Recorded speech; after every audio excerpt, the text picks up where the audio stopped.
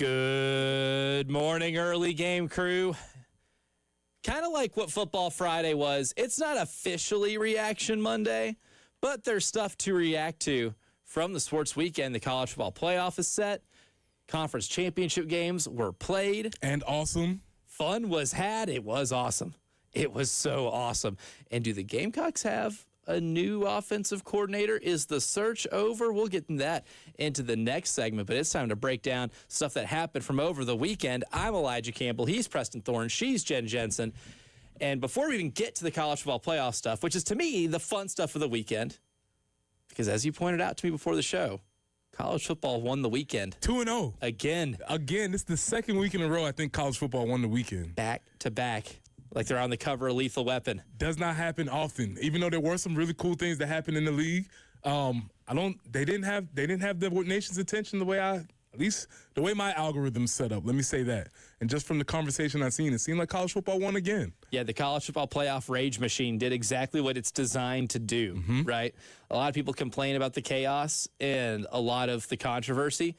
And the more I think about it, the more I kind of just sit back and observe, it's by design. They love this. They love this because you know why? In 2025, when what matters is attention and clicks and rage bait, when that is what media companies and conglomerates are all wanting. It's funny, I am restarting Secession, the show. Okay. The same week that the last 2 weeks of the football season when the college football playoff is going, and so much about college football. If you want to explain anything as to why things change in college football, you can probably look at TV as the reason that's number one.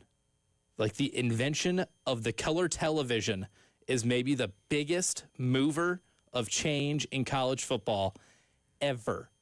And we're still seeing that today. And we still saw it with what that entire 1 hour special was yesterday with the college football playoff. And what it is designed to do is to get people talking. And it's gotten a lot of people talking. That's all this has ever been about. And we get into a diatribe later, but we hold precious to traditions because they just happened a long time ago.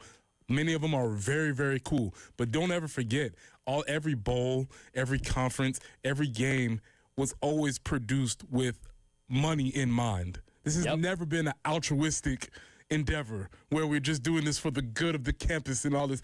At no point has college football ever been that. There's always been cheating and there's always been money involved. And here we are. So you may not like this brand of it. You may not like this evolution of it, but we are simply in a straight line of what has always been. That being said, there was some really cool stuff on the field this weekend. So much cool stuff on the field. And we'll start with the SEC because Georgia and Alabama on the surface in the SEC championship game in Atlanta again. Yeah, okay, cool, whatever. But the storyline of Kirby can't get Alabama. He's never beaten them in an SEC championship game, and they've played in a lot of them. You can't beat Kalen DeBoer at Alabama, right? They played in Tuscaloosa last year. Kirby spotted them 28 to start the game. Had to make a miraculous comeback before Ryan Williams made one of the plays of the year in 24. And then this year, Kalen DeBoer goes to Athens and pantses Kirby in front of God and all creation in the first half. They get off to a 14-0 lead. And again, another insurmountable lead for Georgia to have to overcome. But in the last 2 quarters of that game, Georgia didn't surrender a point to Alabama. In the first 3 quarters of the SEC championship game, Georgia didn't surrender a point to Alabama. It was Kirby doing the pantsing. The kid got his revenge in PE, and he did it to Kalen DeBoer because they couldn't move the ball at all on Georgia in that game. There was a really interesting story, anecdote. I was listening to Kirby talk, and he mentioned that he had the players in the locker room stand up if they had ever beaten Alabama. Nobody stood up. Nobody stood up. And that was sort of an illustration. Like, look at all these games that we've won, all these teams that we've beaten, CFPs, SEC championships. Nobody in that room had ever said to that point that they had beaten Alabama. And that was just, again, it's another angle towards a game which, quite frankly, was could have been done without, right? Because we've seen it done over and over and over again. But there was the slight, and this is why he's a master motivator. There is a way to find your team to elevate and play the game. And I really thought if I was on the committee, it should have been, for me, it should have been a playing game for Alabama. Winning, you're in. I have a difficult time, and maybe there might be some folks that have examples. I just have a difficult time with you going into the playoffs having lost your last game. Like the last time we saw you, you were getting beat up. And I know, isn't it? The coach math we need to teach a course on coach math because, man, Especially over this weekend, the way these dudes wrangle numbers around and percentages, and for people that are all about accountability and the bottom line, either you do or do not, there's a lot of fuzzy math that happens when it comes down to defend your team's right to go to the CFP. I listened to Kalen DeBoer talk about, well, what's the difference between 1 point and 21 points? Sir, a big difference. A big difference, yeah. Well, you got it kicked. We played a win, and, if we would have lost by 1, what's the difference? What? But they all are trying to angle for opportunities, which I'm cool with. It's just very interesting. It's like in any other instance, I'd be looking at Kalen DeBoer saying yes, because I've talked about this so many times. One of my biggest theories is that college football coaches are terrified of losing by a certain score, which is why they kick field goals when you're down 30. Right, which is why you don't play very aggressive in a 2-score game whenever there's still plenty of time and you have to start scoring touchdowns and not settling for field goals, right? Like there's a total risk assessment thing that college football coaches, even sports coaches in general, I don't even want to just isolate to college football, have like this complex with, in hockey, whenever you pull your goalie and get another extra man on the ice, teams will wait until the last minute to do that, and they're down a goal. And it's like, well, you had a couple good looks, but imagine how many good looks you could have had if you had that there longer, right? But they're terrified of losing by 2, 3, something goals. Same thing applies for college football.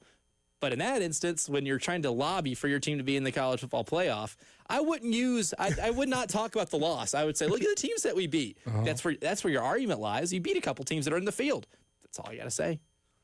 Teams that didn't lose this weekend didn't lose because they didn't play, and that's the angle you have to go to. Not what's the difference between 1 and 21 points and a loss. Listen, man, make whatever argument you want to it. And listen, everybody's lobbying for their best interest. I'm cool with it.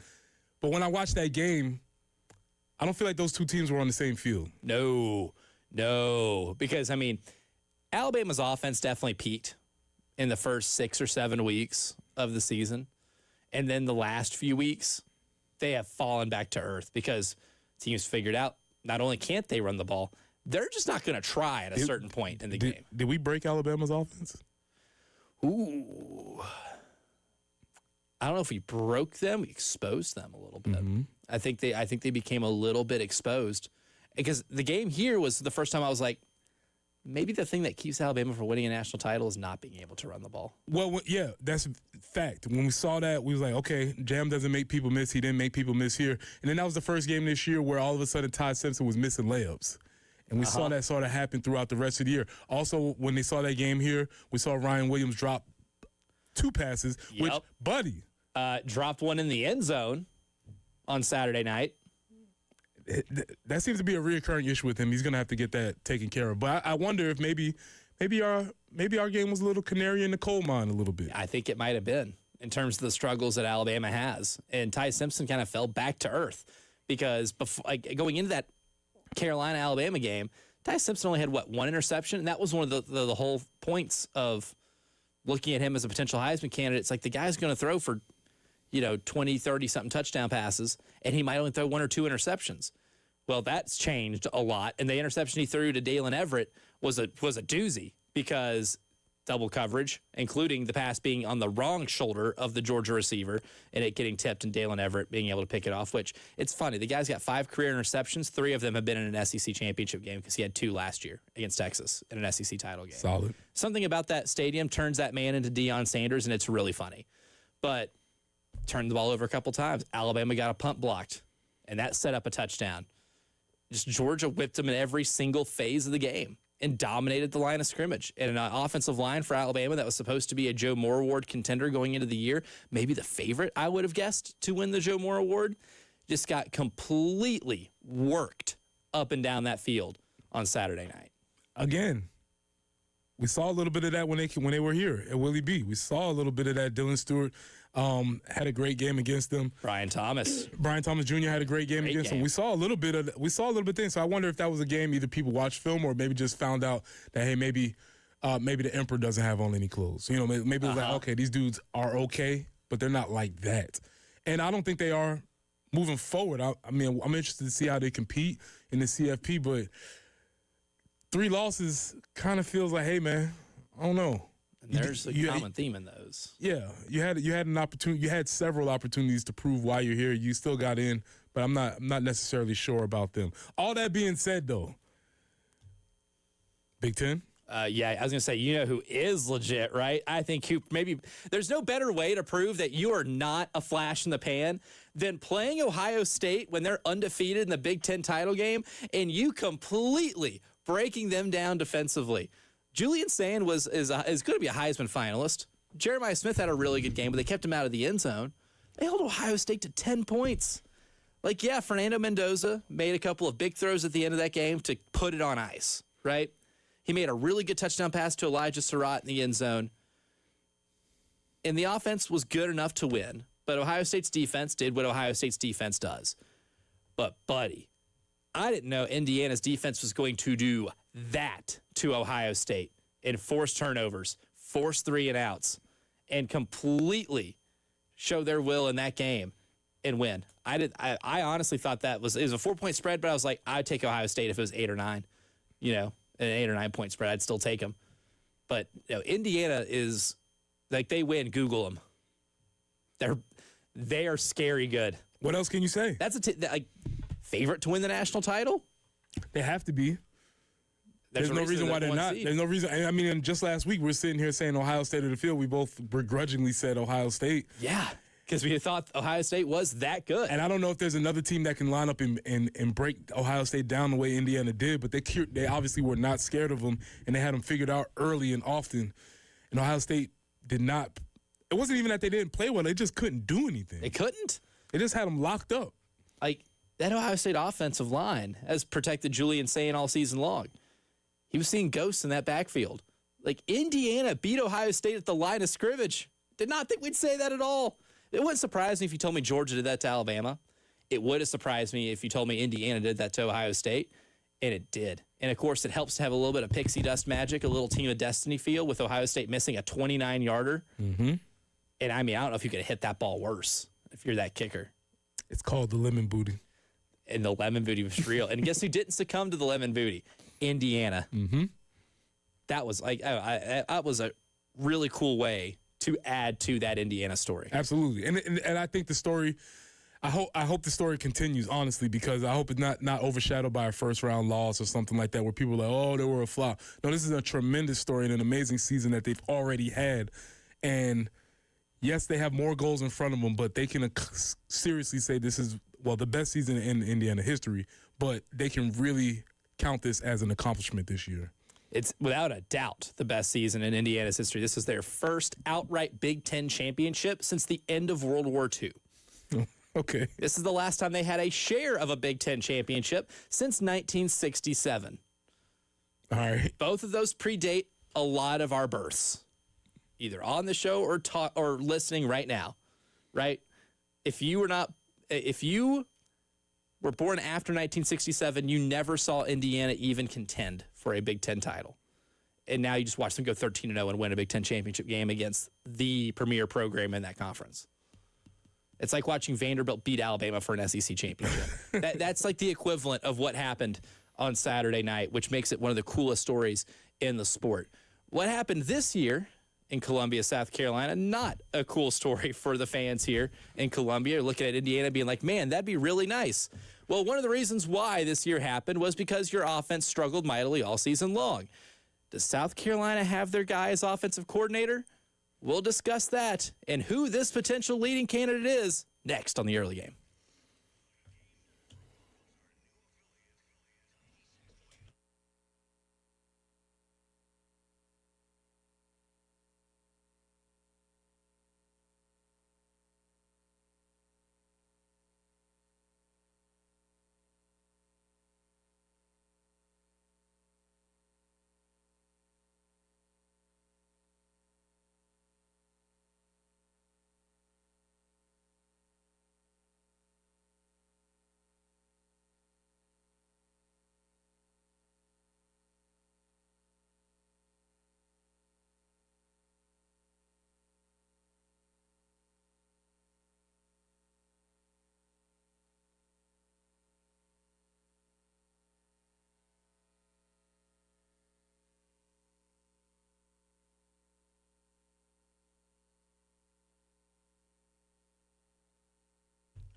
Pressing in for our friends at Integrated Media. Listen, if you would have called Integrated Media, you could have watched this awesome weekend of football on your outdoor setup. Even though it was raining, it would not have mattered because your Samsung Terrace TVs could have been waterproof. Could have been watching the championship. You could have watched the CFP ranking show. You could have watched all that, but you didn't call yet, and that's fine. But because there's still time. So call the folks from Integrated Media so they can get your outdoor speakers set up. You can get Wi-Fi that works indoors and out so you can have all of your devices playing at one time without having to worry about lag time. Your iPad, your laptop, your phone, your TV, all can be set up, connected, and running at the same time. From home theater setup to adjusting your thermostat, Integrated Media is the company you need to call. It's called Nathan and Michael at 803-948-8327. That's 803-948-8327.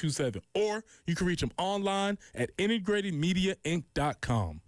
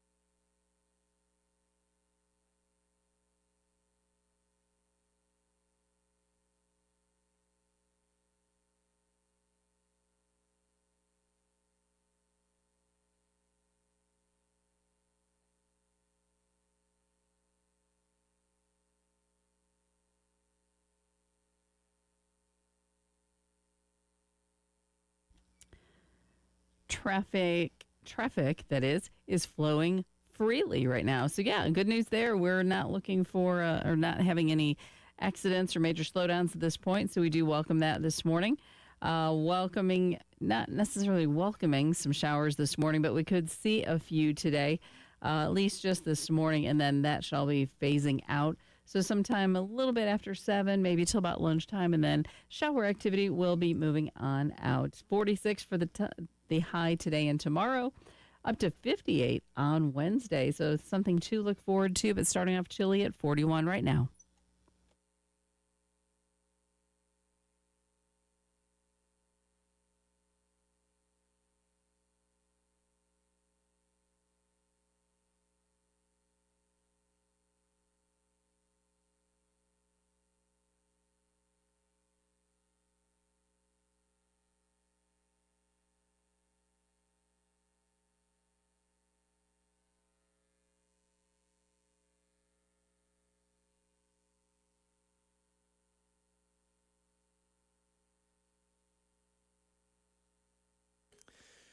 According to numerous reports over the weekend, there is a leader in the clubhouse for the services of being South Carolina's next offensive coordinator. I would expect, if he is the leader, and these reports are true, which I believe there's a lot of truth to them. They don't come out if there's not at least a decent bit of truth to them. Flight tracking? There has been some flight tracking. I have been tagged in some tweets over the weekend that involved some flight tracking. But all signs as of right now point to Kendall Briles, our offensive coordinator for TCU, being the potential offensive coordinator for South Carolina next season. So we took a look at other prospective candidates, but we wanted to look at Kendall Briles today because of that news, the smoke, right? I believe there is, I do truly believe there is smoke to a lot of these reports. So how do we feel about Kendall Briles? Is it splashy?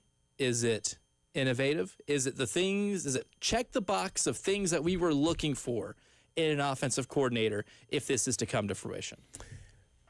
You left out one word. Safe. Ooh. Is a safe hire. Because, yes, it does check the boxes. Obviously, he's an improvement from what we just experienced. Obviously, when you look at the numbers are going to check out and say, oh, yeah, that's a qualified guy. But I would liken it to this past weekend. We had some family to get together, and we had to eat. And when we were deciding where to go to eat, we all decided to go to a regular old chain restaurant. And it was fine. Has to be Chili's, right? It wasn't. No! That might have been pretty good. I eat Chili's. We went to a regular Now I chain. could use some chips and salsa. Triple. But whatever. Oh, buddy. We went to a regular chain restaurant, and it was fine. But I wanted something cool. But that wasn't going to satisfy everybody. Everybody, yeah. Everybody had to be satisfied, so we went to a chain restaurant, and it was totally fine. Compromises had to be made. Yes. I would have went for something really cool. And I think the really cool ones might have been John Beck, maybe Kevin Decker, somebody that was like awesome, doing some really cool things. Kendall Briles is fine.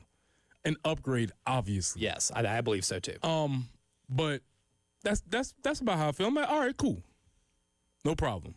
There's an interesting track record here. My thing with Kendall Briles is I want to separate how he is as a play caller and how he is when he is the lead guy engineering the offense, right? Because let's look at his track record, right? His first offensive coordinator gig came with Baylor in 2015. I think we know how he got that gig, right? He had a pretty good connection. Daddy. There was some daddy ball that made him be the offensive coordinator there. But those offenses, wildly successful. And remember, kids, the reason that Art Briles is not the coach at Baylor anymore was not because the football wasn't successful. No, sir. Just Google it. We will not rehash that today. I do not have that in me to do that this week. I don't have it in me. Just Google it. Just Google it, and you come to your own conclusions. But that offense, 48 points per game, 289 passing yards a game, 327 on the ground. The biggest misconception about that inverted veer offense, or that spaced out version of an air raid that Art Briles was really known as the innovator of, is that it's just a throw the ball 50 times per game offense. Not quite. The best part about that offense is that it lightens the box, and it is a running back's dream to have that look every single snap. And then, of course, they put up 616 total yards per game, and they had over 7 yards per play. It was a ridiculous offense. Big fun. Quarterbacked by Bryce Petty, really good college quarterback, really fun to watch. Well, the stuff at Baylor happens. He's out of coaching in college for a year. He goes and follows Lane Kiffin to Florida Atlantic, right? Well, he's only there for a year, but in that year, they win the Conference USA title. They put up 40.6 points per game, 213 pass, 285 rushing in terms of yards, 498 total, so almost averaging 500 yards a game, almost 7 yards per play. Pretty good. But also coaching under Lane Kiffin. Now, Lane Kiffin does give his offensive coordinators play calling duties. Like, you are the play caller. Like Charlie Weiss Jr. at Ole Miss this year was the play caller. But Lane Kiffin does have some veto power. He also looks at his quarterbacks on the sideline, and he can make changes, right, if there's something that he sees on the field. So it's a symbiotic relationship, but you still have a filtration process. Then he goes to Houston under Major Applewhite, similar circumstances. And Houston was putting up 44 points per game, if you round up, over 500 total yards of offense, over 6.5 yards per play. Coaching De'Aaron King, solid college quarterback. I was always a big De'Aaron King guy.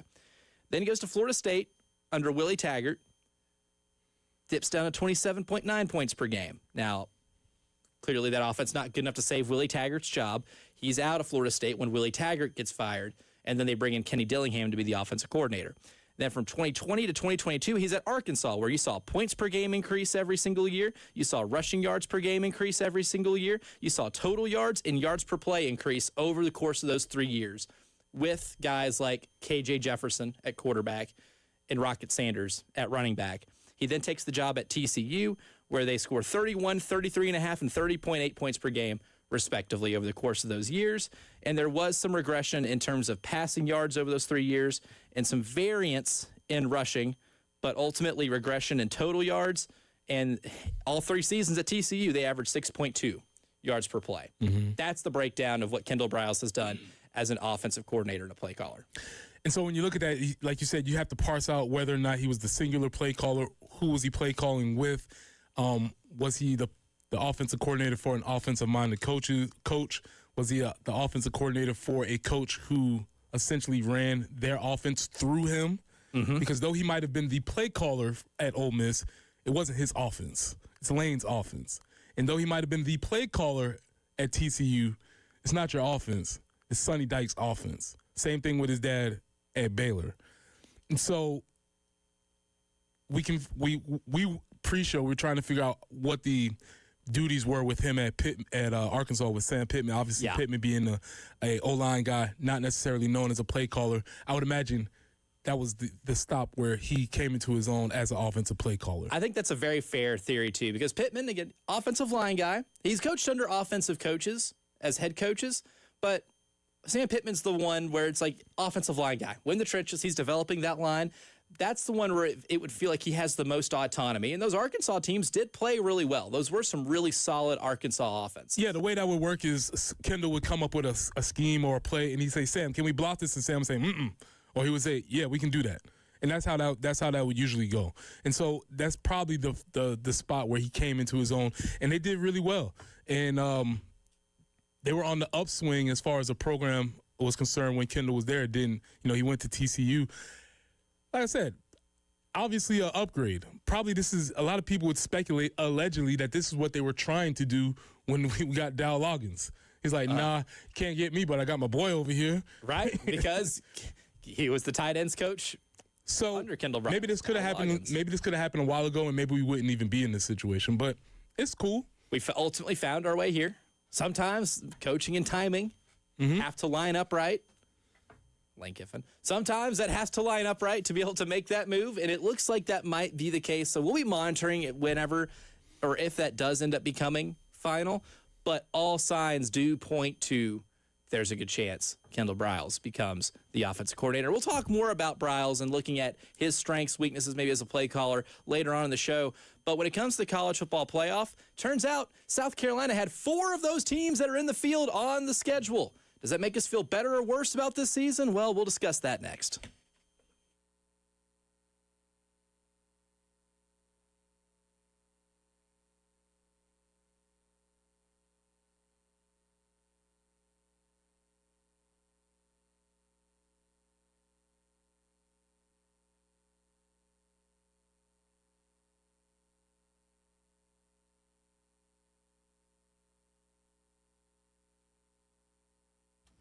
It's Jen for CHW Cabinetry in Lexington. They're a women-owned business, locally owned business. Love to support that at all times. And I'm telling you, we had such a great experience with them when we had to redo our kitchen due to a flood that we used them again when it came time to replacing some cabinets in a couple of bathrooms because it was a great experience all the way around. And I'm telling you, if you need to do something in your home, maybe you're looking to update just your pantry. You want to put some of those drawers in. That does make a huge difference. If you're looking in 26, you're thinking, I'm going to start a business or I'm going to be working from home. I need a home office workspace. They can help you with that. There's all kinds of things they can do to update your home, maybe even modernize a closet for you. Just check them out, chwcabinetry.com, or give them a call today to discuss what you're looking at doing, 803-520-6837, and tell them Jen sent you. CHW Cabinetry in Lexington, passion from inspiration to installation.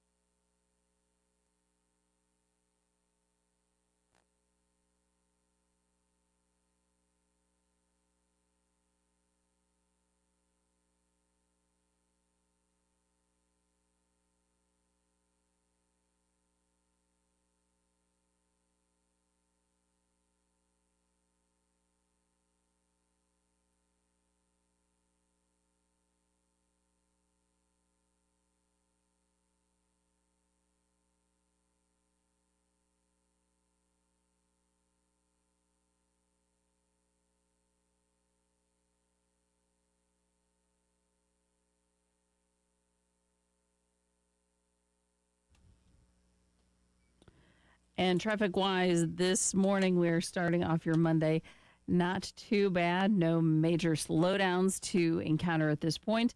And we are looking, though, at some shower activity rolling in this morning and lasting maybe till about lunchtime, and then that should be clearing out. But then we will have an overnight low tonight of 29. So today's high 46, overnight low 29. Can be chilly. 46 tomorrow, overnight low of 31. And then by Wednesday, we ramp it up a little bit. 58 will be the high. We'll be in the mid-50s for the remainder of the week. But right now, 41 on the early game.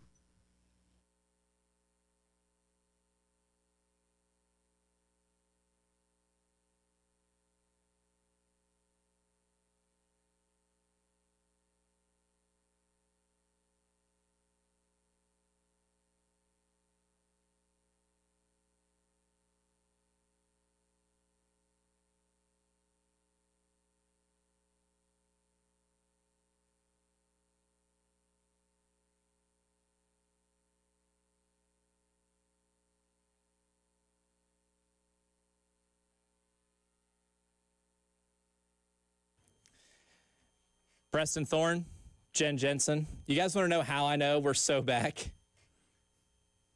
My pal Alex Mitchum on the YouTube stream goes, "Good morning. Both school planes were busy yesterday with the eyeball emojis."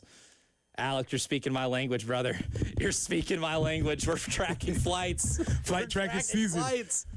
But you know what? It needs to be fun because the season wasn't super fun. So the postseason needs to be fun. agree. Gosh darn it. I agree. If So you give me have the flight tracker. if you have access to the flight tracker, use it. Absolutely. Connect dots. Do it for, it doesn't have to be for evil, do it for good. Yep. Flight tracking was in Kylene, Texas, I believe, in State College. Come on, Kylene. Were the Great two song. were the two spots where the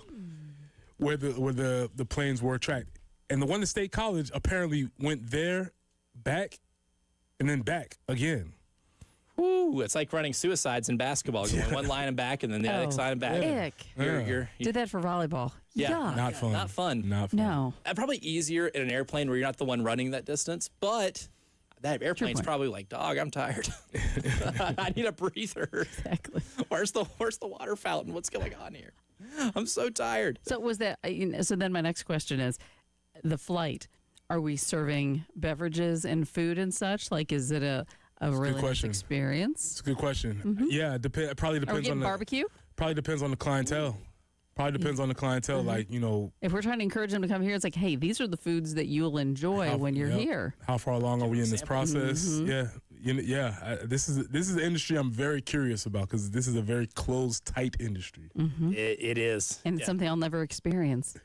Just once. Can we just be fly on the walls? Like, look, we'll be on the plane, but we're not allowed to say anything. We just observe. Absolutely. I just want to sit in the plane. 100%. Just want to sit in it. Maybe take the food. Yeah. Take the food, sit in the plane. Just see what it's like for just one of those trips. I can speak from experience very quickly. I did ride on the university's plane to Birmingham because my knee was in shreds and I had to go get surgery. So shout out to Dr. Guy if you're listening. So I rode with Dr. Guy. Shout out. We went to Dr. James Andrews in Birmingham and got my knee taken care of. A little flight down to Birmingham. So I have, if you were tracking flights, I have been on one of those flights. Ooh, and somebody might attract me like, oh, why is there a plane from South Carolina to Birmingham? It was not fun. Wasn't good times. No, it is not a fun flight to track. No, I can't imagine. Ugh. Oh, man. The South Carolina team this year flew a lot all over the place, had some big road games. And now that we have the college football playoff set, we can now look in hindsight as to exactly how hard South Carolina's schedule was. And yes, I'm a big proponent of really not caring about strength of schedule. I care about what you do with it, and what South Carolina did with it was obviously not acceptable. But I'm curious to know, for you, the listener, does it make you feel better or worse about South Carolina's season, knowing that you played 4 teams that are playing in the college football playoff? Now, you lost to all of them. If we go down the list, you did lose to Alabama, where you had a lead in the fourth quarter, lost it. You had Oklahoma, where you had some chances in the first half, but Oklahoma's defense kind of just did what Oklahoma's defense does, and it wasn't particularly competitive in the third and fourth quarter. You had a one-score game going into the fourth quarter against Ole Miss on the road, and just weren't able to pull it out. That was another one of the many frustrating, I guess, parts of the season. And then you went to Texas A&M, where we all know exactly what happened. You had a 30-3 lead against that Texas A&M team in the first half. Again, we all know what happened in half number 2. But that was how you fared against 4 teams that are in the college football playoff. Now, I don't know this for sure. I haven't been able to get confirmation. The crack staff of the Elijah Campbell Research Institute has not been able to find another team in college football that has played at least 4 teams that are participating in the CFP. But what we do know is South Carolina played 4. Does that make you feel better or worse about what happened this season? I wish I should have prepared for this segment a little bit better because I would have worked on my fuzzy coach math because I could have said something Fuzzy like coach math. Yeah, I could have said something like, we were in every game and every game was a one-score game. It was a one-score game in the first quarter, but it was just a one-score game when it was up 7-0. These teams that we played, we were down by 1 score with only 50 minutes left to go in the game. We were right there. Anything could have happened. I got to work on my coach math. I'm going to come back to that. Yeah, you do. And prior to most of those games, I think we really had good practice. We had great practices every single week. That being said, You know, when you mentioned the Oklahoma game, that was the game that I felt like we were the least competitive in. Oh, for sure. Right? That game felt like we did not have a shot. And I honestly don't think Oklahoma is – I think they're the least of these three teams. If we're power ranking of these four them, temes, yeah. Yeah, if we're power ranking them, really, it's I think A&M's 1. I'd go Ole Miss 2. Alabama did lose that game in Tuscaloosa, but you still think Alabama's better than Oklahoma? You do, because you think head-to-head doesn't matter, because you're a CFP member. I think Alabama's better. Okay. I will say, even though they lost. Even though they lost. Oh man, that's tough. Those two teams are the same. I guess that's why they're playing again. Maybe that's why they're playing again. Maybe that's why they're doing next Friday. But that's the game that I felt the least competitive in, and it felt pretty hopeless. Maybe it's because it was at home or however the situation played out. But yeah, I mean, they did play all of these teams. They were in all of these games. So I don't know whether it makes you feel better or worse as a fan, but these are the facts, though. If I'm a fan, you know how it's making me feel? Sick! Yeah. To my stomach that's the case. Because of the 3 games, Oklahoma excluded, right? Because if I told you a 4-8 team played against 4 teams in the college football playoff, I'd probably assume that it would be something like what happened in the Big Ten last year, like a team like Northwestern, which I think Northwestern ended up making a bowl game last year. So let's just say like Rutgers, right? You know, Rutgers probably will play 3 or 4 teams that are in the college football playoff out of the Big Ten, and they get killed by all of them. And the Oklahoma result would be something like Rutgers playing against Oregon. But not many times do you have that lead going into the fourth quarter, wasted opportunity against a college football playoff team. It's a 1-score game going into the fourth quarter against Ole Miss. You had plenty of opportunities, wasted opportunity against a college football playoff team. And then with Texas A&M, they spot you 27 at halftime against a college football playoff participant that, if it wasn't for that loss against Texas at the end of the year, is in the SEC title game and is doing so undefeated. Mm-hmm. You had so many opportunities not just to get marquee wins, but to get wins that even like if you'd have gone 7-5 this year, you'd be disappointed, but you wouldn't feel like what you do right now at 4-8.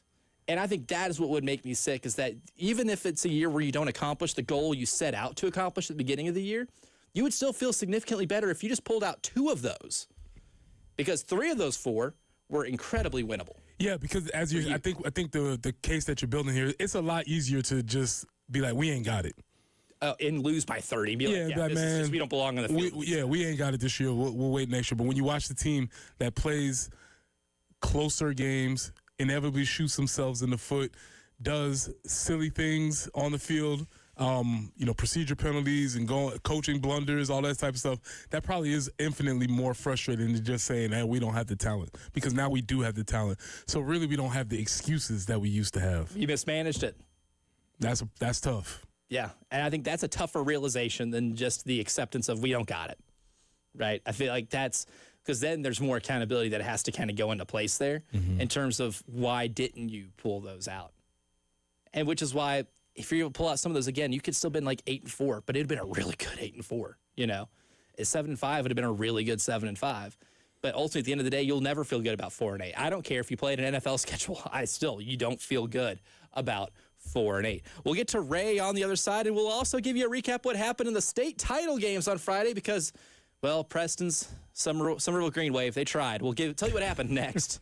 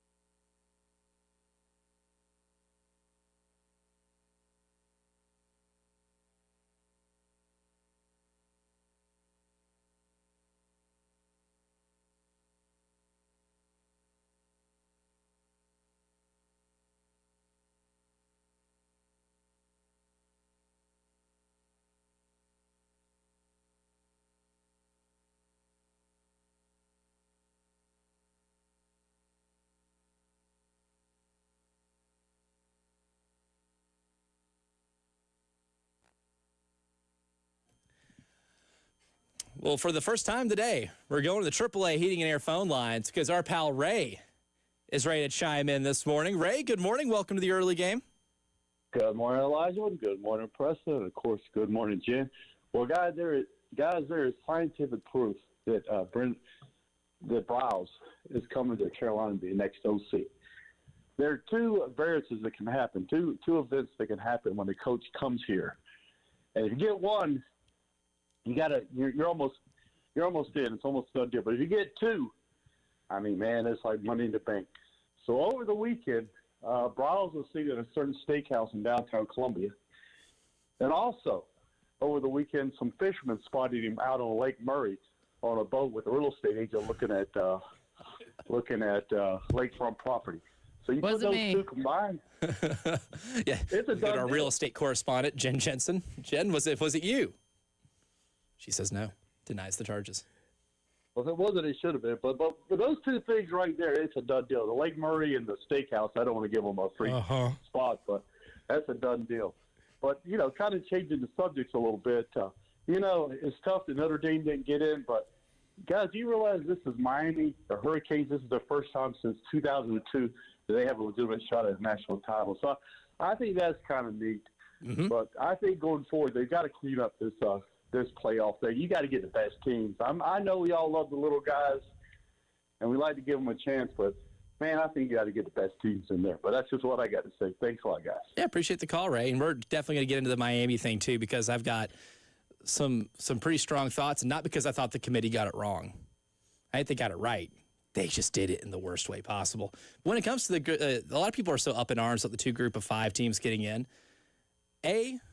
You have to give them a shot, because what's the point of playing a season? For college football is the only sport in college athletics where every conference champion is not represented in its postseason. The only one. Baseball, you have an automatic bid if you win your conference. Basketball, automatic bid if you win your conference. Every single sport, if you win your conference, you are going to have some type of inclusion in the postseason. Because that's the whole point of playing in a season, is to have a shot, is to incentivize yourself winning it. If they just completely got rid of that, then you're totally de-incentivizing a season for a large chunk of your sport. And that's just not a way to do athletics in general, right? Like, yes, I'm sure a lot of us wouldn't want to see James Madison in Tulane in this thing. I don't mind it. But also, these are the rules set out before the season. The Power Four has done everything in their power to make sure they have all of the bargaining chips here. The group of five played by the rules. Not their fault a 7-5 Duke team won the ACC. They can't control that. If anything, Tulane contributed to it because they beat Duke earlier this year. Right. They contributed to the 7-5-ness. Tulane, ACC champs. That's right. The transitive property is working strong here. UConn, too. You could throw it into UConn. We'll get into more of that in the next segment, because I wanted to give a couple shout-outs to some state title winners. Bamberg Earhart, the only team in the undefeated club by the end of the year. Congrats to Bamberg Earhart for the year that they had in winning the 1A state title. Undefeated, and having, Brian McMillan at quarterback throwing 69 touchdowns on the season is video game type stuff. Northwestern flexed big time over Irmo on Friday night. That was a game that was a blowout. I didn't think would possibly be a blowout at all. Jasavian Currents, Gamecock for next year. South Point flexed on South Florence, and it's because they had the best player in the state to do it. And, well, the final boss won, Tom Knotts again. What's the stat? How many state titles has Tom Knotts won, Preston Thorne? In which state? Let's combine them. North Carolina and South Carolina. 17. 17. He doesn't have. He could have almost another set of hands and not have enough fingers for rings. Remember when LeBron was like, not 6, not 7, not 16, 17 state championships. That boy good. Yes. Yeah. To say the least. To say the least. 10 in South Carolina. 10 in South Carolina, 7 in North Carolina. I mean, he's the GOAT, hands down. That game was interesting because Dutch Fork goes off to a 14-0 lead, and it's like, okay, yeah, well, this is what we expected. And Somerville tied it up. They got tied at 14. And then 19 unanswered points by Dutch Fork later kind of sealed the deal. But to say the word dynasty would be an understatement with what Tom Knotts has done in 2 different states. there are players who graduated this year who Dutch Fork have not seen Dutch Fork through their almost entire career since they were in second grade 10 years ago. That's insane. As we said, we saw a picture. There's a still picture where Tom Knotts is getting the Gatorade thrown on him, and he doesn't even hunch his shoulders because he's so used to it. He's like, yeah, whatever. Yeah, what time is the Gatorade appointment? All right, cool. Yeah, the Gatorade. Yeah, he's probably expecting, and he's like, 5 seconds, 4 seconds, it's coming. Yeah, okay, now here, yeah, Gatorade bath coming now, and then he can prepare for it. He's had so many. What kind of recruiting happens for him? Like, how many offers does he get? Oh, I can imagine. I mean, it's probably his phone probably is busy this time every year, being like, "Hey, can we lure you over here?" Mm-hmm. And how impressive that he stayed. The man is an institution. Yep. 17 state titles in 2 states. It's wild. Coming up next, hour number 2, more CFP stuff. That's next.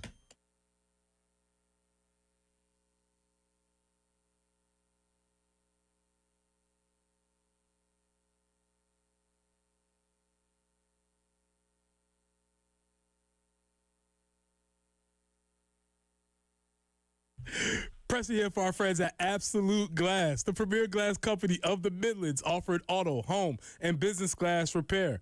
If your glass is damaged, shattered, cracked, or broken, they can handle the job. If it's a cracked windshield, that's no problem. They'll come out to your location and they'll replace it for you, usually for free, and they'll work directly with the insurance to take away the headache. That's right. They'll come out to wherever you are, school, home, work. It does not matter. Absolute Glass will come out to you and take care of the job for you. If you're at home, looking to increase the value of your home, you can do that with new windows or mirrors, and Absolute Glass will take care of that for you too. Windows, mirrors, shower enclosures. Say it all the time. If you can see through it, Ray and Marianne at Absolute Glass can do it. So check them out online at AbsoluteGlassInc.com. That's online at AbsoluteGlassInc.com.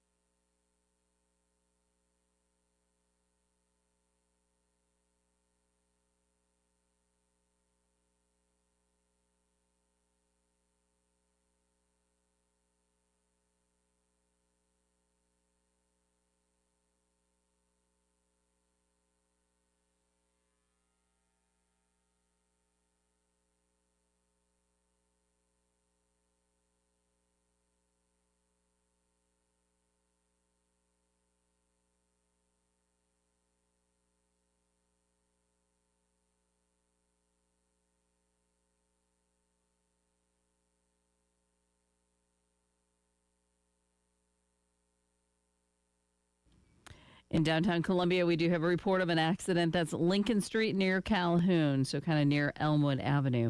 Lincoln Street near Calhoun, the only accident we have on the board right now, and we hope that it stays that way. Morning showers are going to be rolling in here fairly soon, and those will continue till about lunchtime today. Then that should be all out of here and having clearing skies. 46 for the high. The overnight low, though, chilly, 29. Tomorrow, again, 46, overnight low of 31. Then a little bit of a warming trend comes in. 58 for Wednesday, mid to upper 50s for the remainder of the week. But right now, it's a chilly start before that rain starts. It is 41.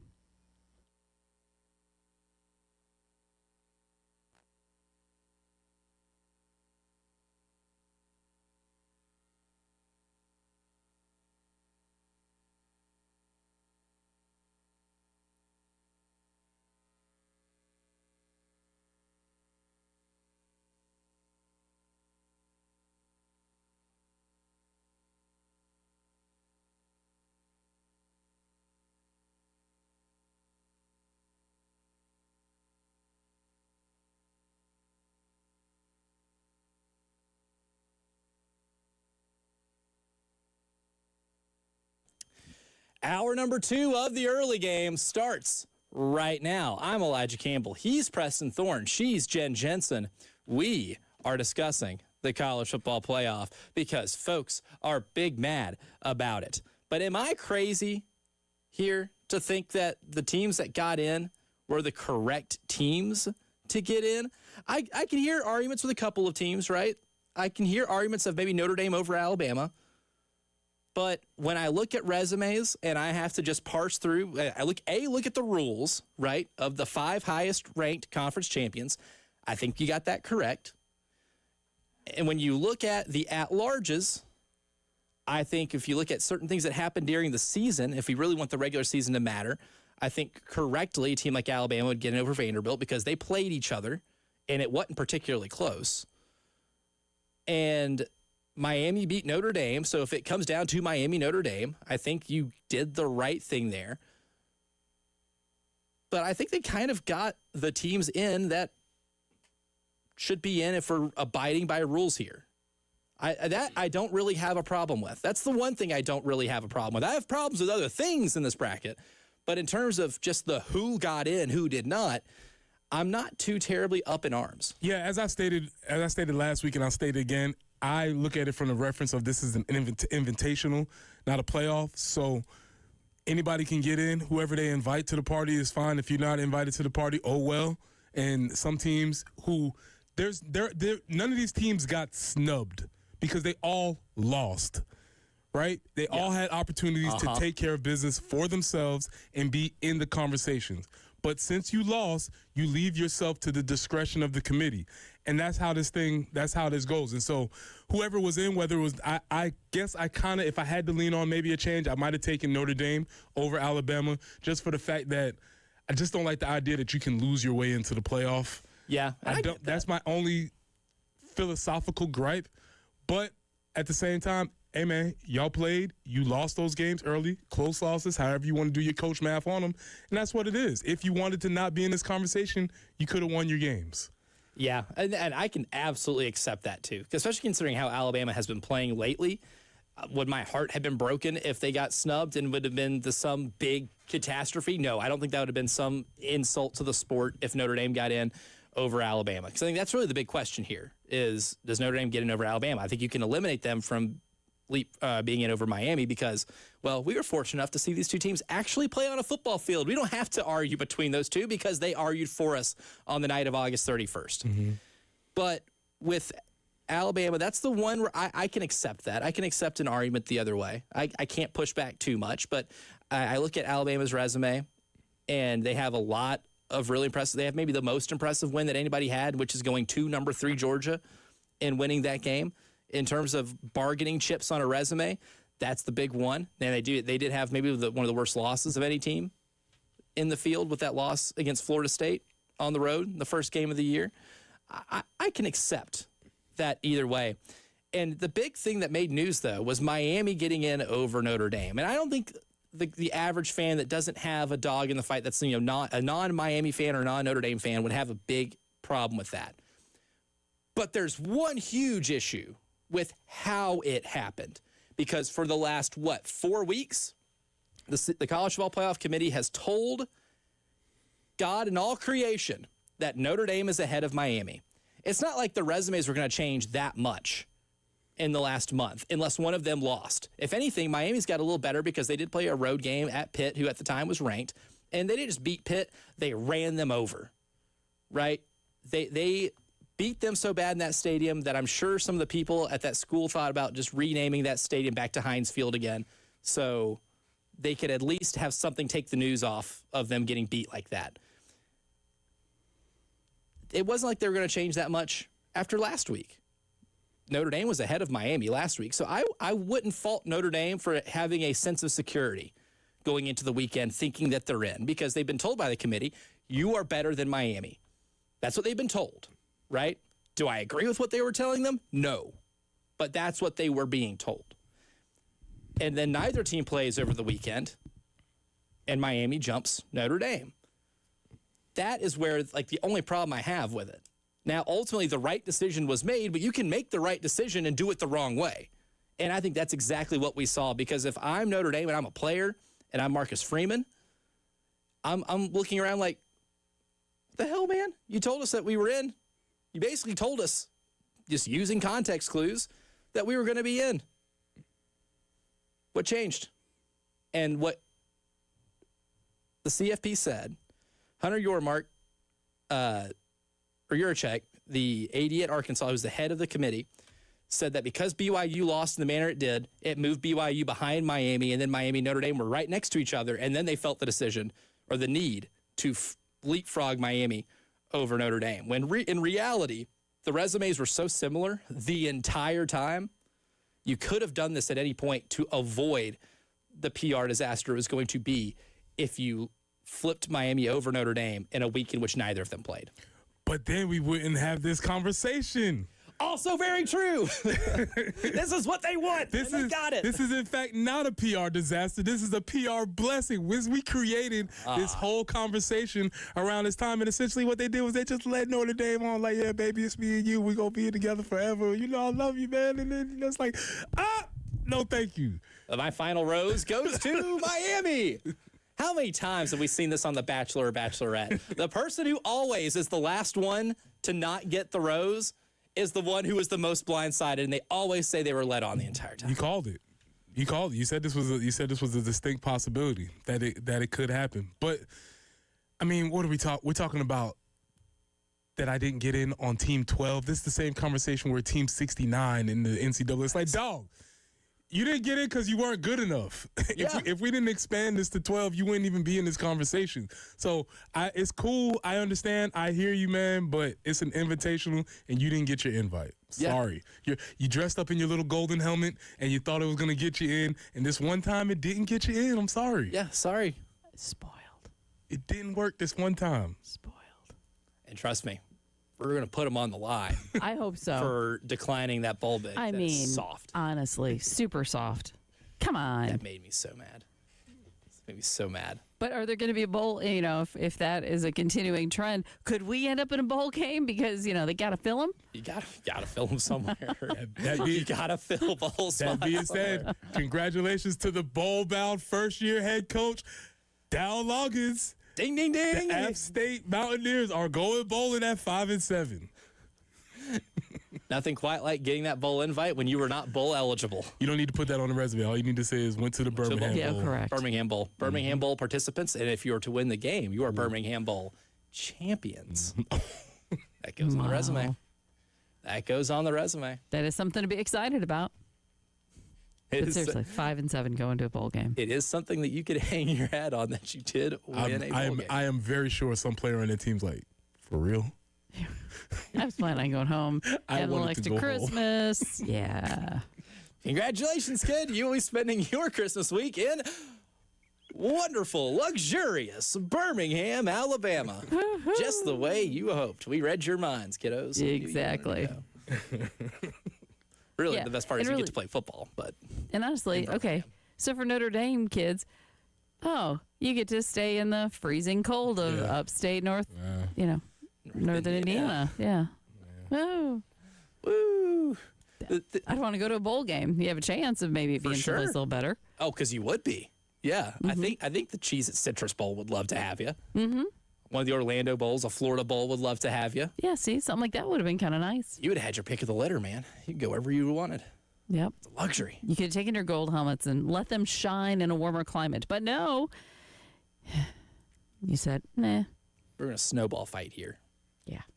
But here's the thing with Notre Dame, that one of the reasons why I'm not too terribly upset with like a Notre Dame exclusion. Like, yeah, you went 10-2, and the way you've played, honestly, I think if Notre Dame and Alabama played right now, I think Notre Dame wins that game. I think Notre Dame is a better team right now. But you know what I don't love doing? Using who do I think is the better team to get into the playoff, right? We made fun of them last week because they did the rankings of because I said so. And that would have been a because I said so type deal. Their best win was a home win against Southern Cal, but you had two opportunities. One to beat at Miami Notre Dame game, unbeknownst to us, was a playoff game. We got a playoff game in the first weekend of the season, which is awesome, which tells me this thing's not as broken as we might think it is because that game really mattered, right? That's what we want. We want these games to matter. You don't schedule big games like this so you at the end of the year can be like, well, we lost, but we tried. We scheduled it. You play to win the game. And the reason Miami is in the playoff is because they scheduled that game and they won it. I'm tired of hearing coaches cry and complain that they didn't get in because we scheduled hard non-conference, but we lost. Guess we're not going to schedule anymore. We're not going to schedule anymore. Well, you had an opportunity. That's a great opportunity. And guess what? If Notre Dame wins that game, they're in. Miami had 2 losses in the ACC that were not flattering losses. But guess what got them in? You scheduled that game and you won it. You make the risk for the reward, right? And that's why you do it. I'm so tired of hearing the other way around, the other argument. Like Miami won a playoff game in August. I think that's a plus. I think that is a plus for the sport, and that should be an incentive to actually play these type of games. And if you lose, well, you still have plenty of season to make up for it, right? And you just got to hope some things break your way. Notre Dame had a playoff game that following week against Texas A&M, or the following game. They had a bye week. But they had a playoff game the following game against Texas A&M, and you lost a heartbreaker at home. That sucks. That's sports sometimes. You had 2 playoff games at the beginning of the season. Yeah, you had those 2 playoff games because guess what? You don't have any conference games. Yeah, you need those games. And guess what? If you're Texas A&M, you might not have gotten in at 10-2. Look at Vanderbilt. Didn't get at 10-2. One of the reasons why Texas A&M is a much more of a shoe-in, because they scheduled that game, and they won it on the road. And I think Mike Elko would tell you one of the biggest successes they've had this year was winning that game on the road. One of the signs that he could show his team that you could beat anybody in the country is beating that team on the road. So there's value to that. There's a whole lot of value to that.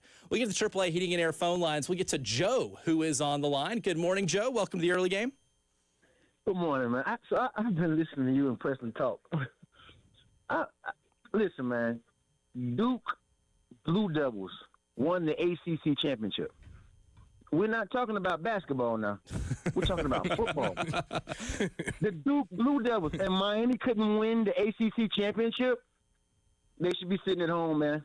I think Notre Dame got shammed. They lost to Texas A&M. Texas A&M only lost 1 game this season. I don't know who Miami lost to, but Miami don't deserve to be in the playoffs, man. Miami's going to get the dog walk with them by Texas A&M in that playoff game. Just watch. Mark my words. They're not going to stand a chance against Texas A&M. Texas A&M wants to be one of those teams with the first round bye. They're going to play with an attitude, and Miami ain't going to be able to deal with that attitude, man. The weekend of the high school football, I came out of Earlmore High School. It was so sick to watch those guys get whipped like they did. Oh, my gosh. I was there early talking big boy noise. I just don't understand. I don't understand why we didn't run the ball, man. I mean, if you guys watch Northwestern play, they spread you out and they just get it to the open guy. And I thought that we would have been able to slow the game down if we'd ran the ball. And we were able to run the ball on them. I just don't know why we got away from it. It was terrible. But anyway, I just don't think Miami should have made it, man. When you allow a team like the Duke Blue Devils, no disrespect to Duke, but you don't normally listen to hear ACC champions come from the Duke Blue Devil football team. That's normally a basketball team. And Miami or anyone else could not win the ACC championship. And we're talking about Duke and Virginia. Anyways, I thought Notre Dame got shammed, guys. Great show as usual, fellas. You guys have a great day, great week. I appreciate it, Joe. Just to add on, Joe, to some ammunition for your argument, Miami lost to 8-4 Louisville and SMU. So, right. So if you just wanted to add that to your argument, you can keep that with you. Sham, man. But anyway. Well, I mean, you can argue that. Also, Notre Dame won 1 game against a ranked team. Miami beat Notre Dame. I think that matters a lot. They had a ranked win against Pitt, which didn't age as well because Pitt didn't fell out of the top 25. But those are two incredibly similar resumes. I read off the metrics last week. They are very similar across the board, almost identical. If I took the names off, you wouldn't be able to tell which team was which. But I can tell you both of them played. And if you didn't pick Miami over Notre Dame, then you basically said that first game of the year didn't matter. And it should matter. That's why we play the game. And Herm Edwards says you play to win the game. We'll take more calls, more reaction to this, while also giving you an update on the Hoops weekend coming up next on the morning meeting. The holidays are here. They are here, and this is now maybe the most important time, at least I know it is for me, to have my house ready for visitors, to be able to celebrate the holiday. And there's enough that I have to worry about in terms of logistics, gift buying, everything that comes with preparing for the holiday season. My friends at Zerorez Carpet and Air Duct Cleaning can take one thing off my plate, and that's the clean home, right? So this is the season for joy, and an incredibly clean home with this deal from Zerorez is a good way to celebrate that joy. You can secure your holiday cleaning. If you just mentioned my name, Elijah Campbell at 107.5 The Game, you can celebrate that cleaning with $40 per room cleanings. And to make the gift even bigger, once you schedule 3 rooms, you can add a staircase for just $1. Again, $40 per room cleanings. And if you schedule 3 rooms, you're getting that staircase for just $1. Appointments are filling up fast, so you have to act as soon as possible. Schedule online at ZerorezColumbia.com.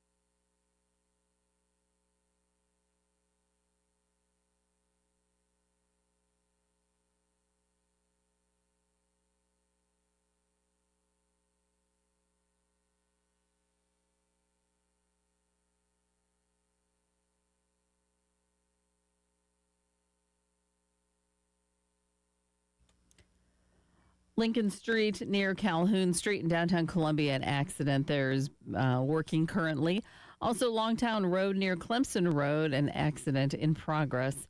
And rain will be rolling in shortly. Going to continue maybe a little bit before lunchtime. Then we'll be done with the rain for a while. It'll be cloudy after that. 46 for the high. Now, that overnight low tonight, it's going to be chilly. It's going to be 29. 46 for your high tomorrow. Overnight low of 31. And then we kind of get out of that pattern a little bit. 58. And we'll stay around the mid to upper 50s for the remainder of the week. And mornings, it'll be probably mid 30s. Right now, 41.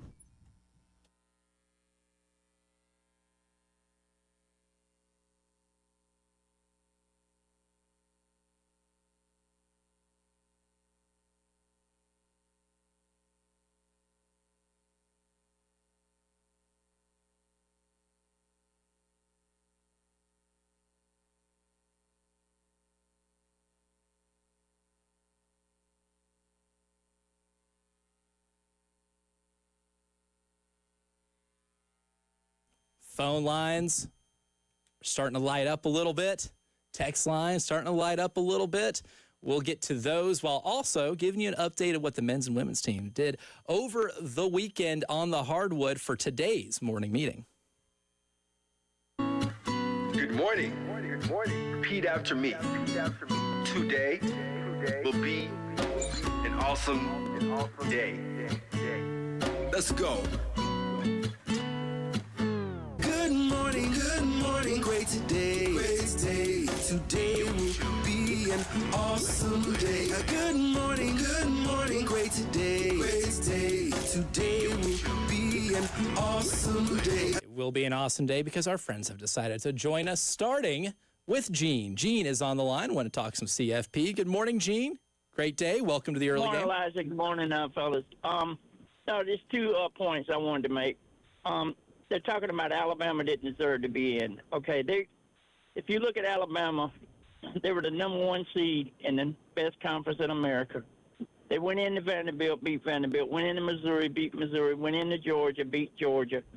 And you can't penalize them for losing a championship game. And I feel like they should have been in. If Notre Dame wants to get in, tell them to get in a conference. Win the conference championship, and they ain't got to worry about nobody voting them in. They lost to Miami. Miami deserves to be there. I believe the committee got it right. I mean, how you gonna leave Alabama out? And I'm a diehard Gamecock. Don't get me wrong. I'm not an Alabama fan, but how you gonna leave Alabama out when they're the number one seed in the toughest conference in America?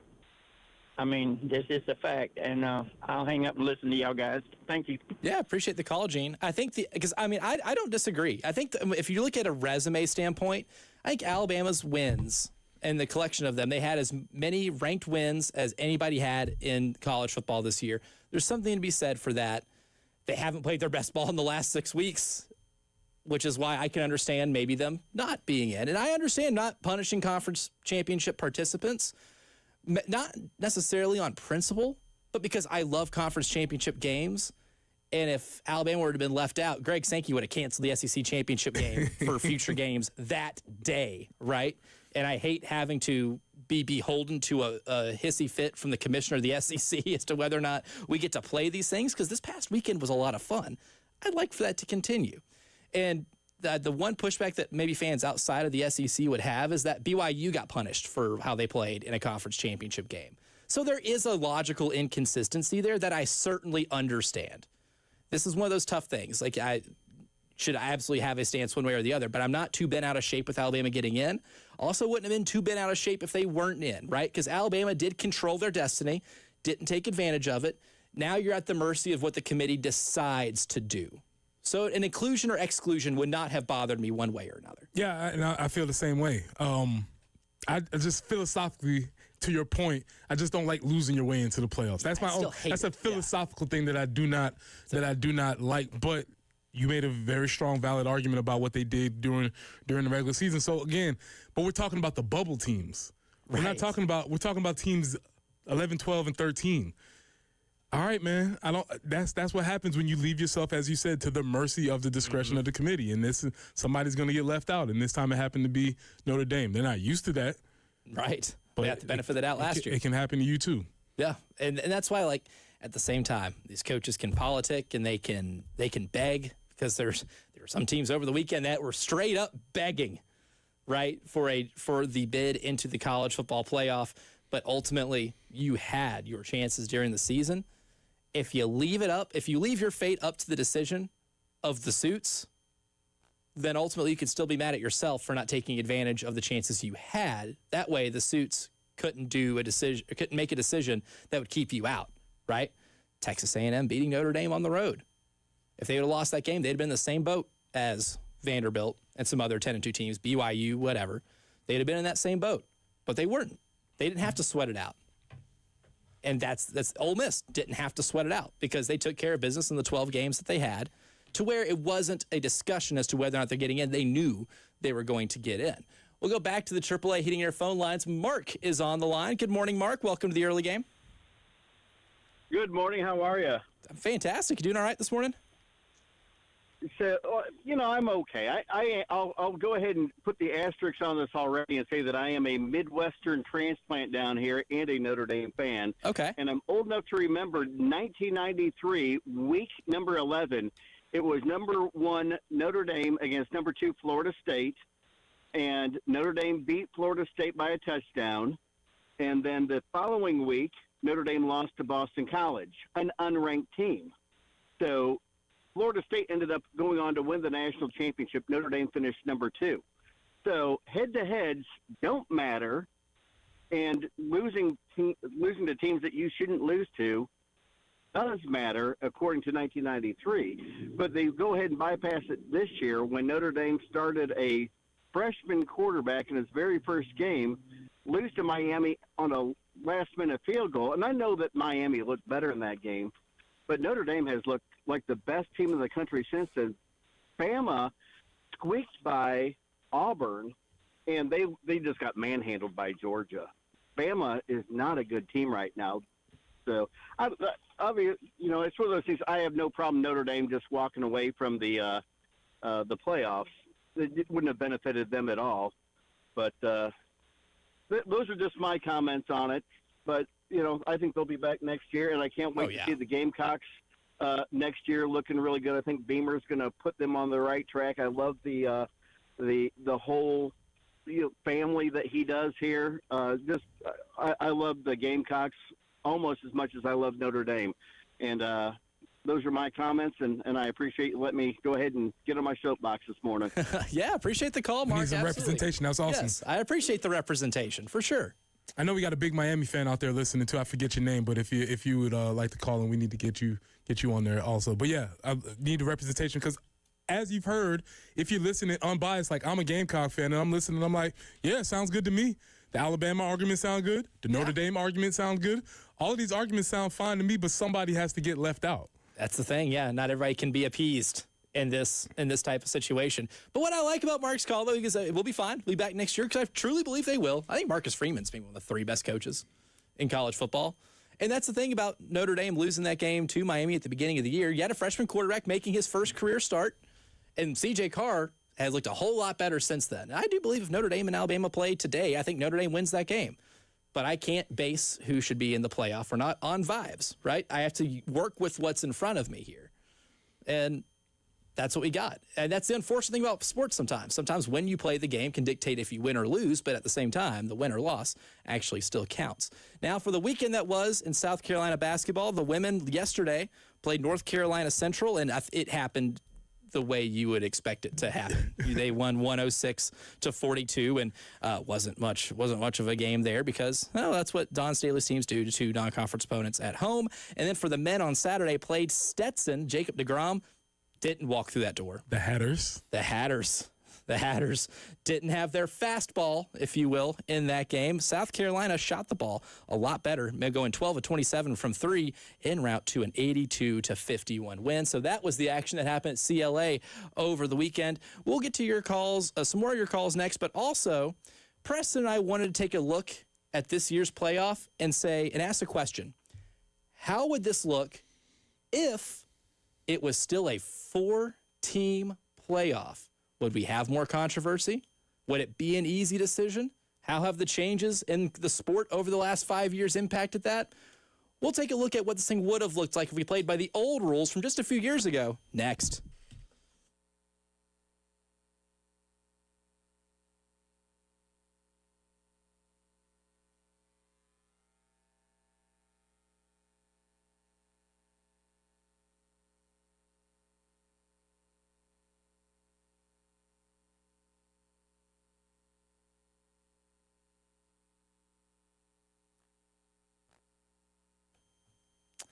College football playoff season, we're debating resumes all the time. But what if I presented you a resume that is not debatable? If I said for nearly 30 years, this company has been the leader in roofing and waterproofing industry, and I say that is Midstate Roofing, and that they have been giving the proper advice, service, and results to the needs of any facility, and doing so in a manner both safe and pleasing to your operation. You'd hear all that and you say, that is a resume I cannot argue with. And that is what I'm presenting to you with Midstate Roofing right now. Because it doesn't matter if it's high-rise or hospitals or manufacturing to industrial, Midstate's been designing and installing these bonded systems with a protective guarantee that will keep your operation dry and running long into the future. When it comes to roofing and waterproofing, that's what I'm looking for. Guarantees. 803-356-1919 is the number to call. You can always go online at midstateroofing.com. And remember, if you have a leak, let Midstate Roofing take a peek.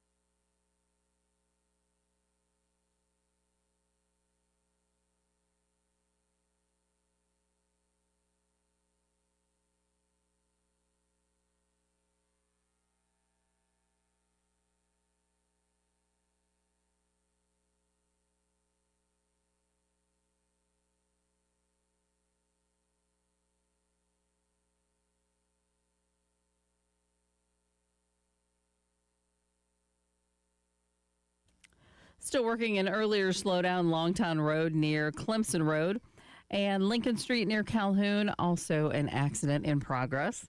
And rain coming in this morning, high today 46. The rain will be getting out of here probably before lunch or so. And then our overnight low of 29. Tomorrow's high 46, but it will be sunny, so that will be kind of nice. Overnight low of 31. Then we get into the mid 50s. 58 for Wednesday, kind of staying in that range for the remainder of the week. But right now it's 41 on the early game.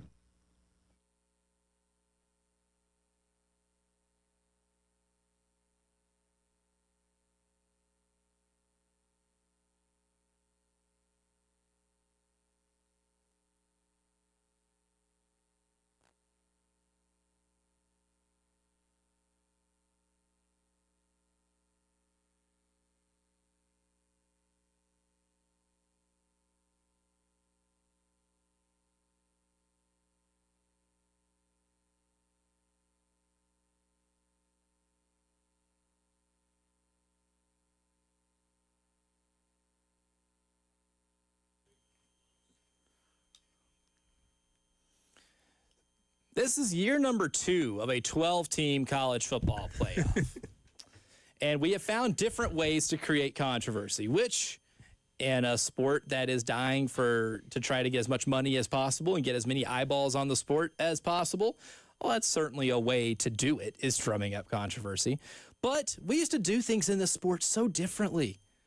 Like when Mark called in, he alluded to an example from 1993, back when the national champion was decided by AP poll voters. As a sport, we evolved to the point where we said, okay, we should have a national championship game, but no one's going to pick it. This old raggedy computer over here, built by our boy Sagarin, and his rankings in this computer will determine the 2 teams that are playing for the national championship. Well, we did that for a while. From 1998 all the way to 2015. Wow. When we said, you know what? There are more than 2 teams deserving of playing for a national title. Why don't we do a playoff? Playoff? Playoff? We're talking about playoff? Jim Morris Sr. was beside himself, but we ignored Jim, and we adopted this 4-team playoff. And we did that for a decade. A whole decade. We had a decade of Wow. of the 4-team CFP. And then we said, you know what? We wouldn't make this more fun. More teams in it. More. It's never enough. Lesson number 1. But then we adopted a 12-team. Now we're in the second year of the 12-team. But what would this look like if we went back in time a little bit? We won't go back in time too far. We'll do this throughout the week. Mm-hmm. But let's just take it a little bit back. We're going to stair-step our way back. Yes. So let's take one step back. And what would this look like if this was a 4-team playoff? Old enough to remember the 4-team playoff. Not that long ago. Yeah, when you said that, what year was this? 2024 was the first year that we did the 12. Our last 4-teamer was 2023. They're ruining traditions. The long-held standing beliefs of the 12-team playoff is such a tradition. The 4-team playoff was a staple. It would have been in your life if you were born in like 2014. Correct. And that's all you would have known, right, is a 4-team playoff. But this is where things get interesting in this thought exercise, is the top 4 are Indiana at 1, Ohio State 2, Georgia 3, Texas Tech 4.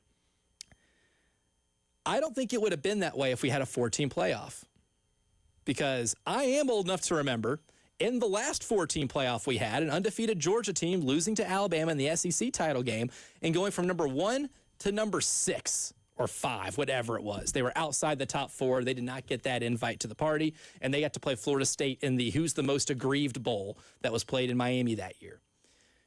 So Georgia got completely kicked out. I have a feeling if this is a 4-team playoff, Indiana beating Ohio State might have kicked Ohio State out. And if that's the case, Georgia and Texas Tech probably still would have remained, and there would have been a 4th place spot given to either Oregon, Ole Miss, Texas A&M, and Oklahoma. Get Oklahoma out of here. Yep, I think we can eliminate Oklahoma. Get them out of here. That's fair. Just off GP. Get them out of here. So then Oregon, Ole Miss, Texas A&M. This is where you go, all right, who had the best loss? Well, Oregon's loss was a home loss to the number 1 team. Acceptable. Their best win, we thought at the time, would have been at Penn State. Penn State. Then home win against Southern Cal. Road win at Iowa. Okay, those are your best wins. And then we look at Ole Miss. Your loss at number 3, Georgia, which now we would have, I guess, elevated to number 2. Again, not a bad loss at all. Best win at Oklahoma, which was one of the team. Okay, so I guess if we're looking at those resumes, maybe you could give Ole Miss the edge over Oregon. Maybe, but also if we're going backwards a little bit, remember that committee said, "Hey, Florida State, you can't get in because your quarterback's not there." Yep, and this team wouldn't have had their coach. So this team doesn't have their coach. So we can eliminate Ole Miss then. Get them out of here. Texas A&M, your only loss at Texas, top 15 loss. You got technically a worse loss than what Oregon had. And in terms of wins, A&M's best win at Notre Dame. So you have a much better win on the road, but a worse loss. Who would the committee have put in between Oregon or Texas A&M in a 4-team college football playoff, assuming they booed Ohio State? Because they lost. Yes. I don't know, man. Big Ten, SEC, da-da-da-da-da. I think they might have put in A&M. That'd be cool. I think that's who I'll would have eventually given that nod to. Probably A&M. And then we would have had Oregon, Ole Miss, all on the outside looking in. Ohio State would be really Ohio mad about it State. because we just lost. Our only loss too is to the number 1 team, and it was on a neutral site. Mm-hmm. But it was the last game before the playoff, and that could have, in theory, been your playoff. This is not ancient history. No, and this is the type of conversation we would have been having. Yeah, if we it was wouldn't still a 14 playoff. we wouldn't be having these 12, 13 conversations. We're not debating Miami Notre Dame because they wouldn't be part of the conversation. Right. But we would be, the teams that we would be talking about today, ad nauseum, would be Ohio State, Texas A&M, Oregon. So I think they still would have let Texas Tech in. Just Texas Tech looked dominant, had one bad loss, but they end up beating a really good a top 15 BYU team like a drum 2 straight times, home and neutral site. So I think Texas Tech would have gotten in. But also crazy to think that Texas Tech and Indiana would have been 2 of the 4 teams in the 14 college football playoff. Also another sign of how things have changed in the sport just a little bit. We have a ton of calls to get to, so we'll get to David first, who's been waiting patiently. David, good morning. Welcome to the early game.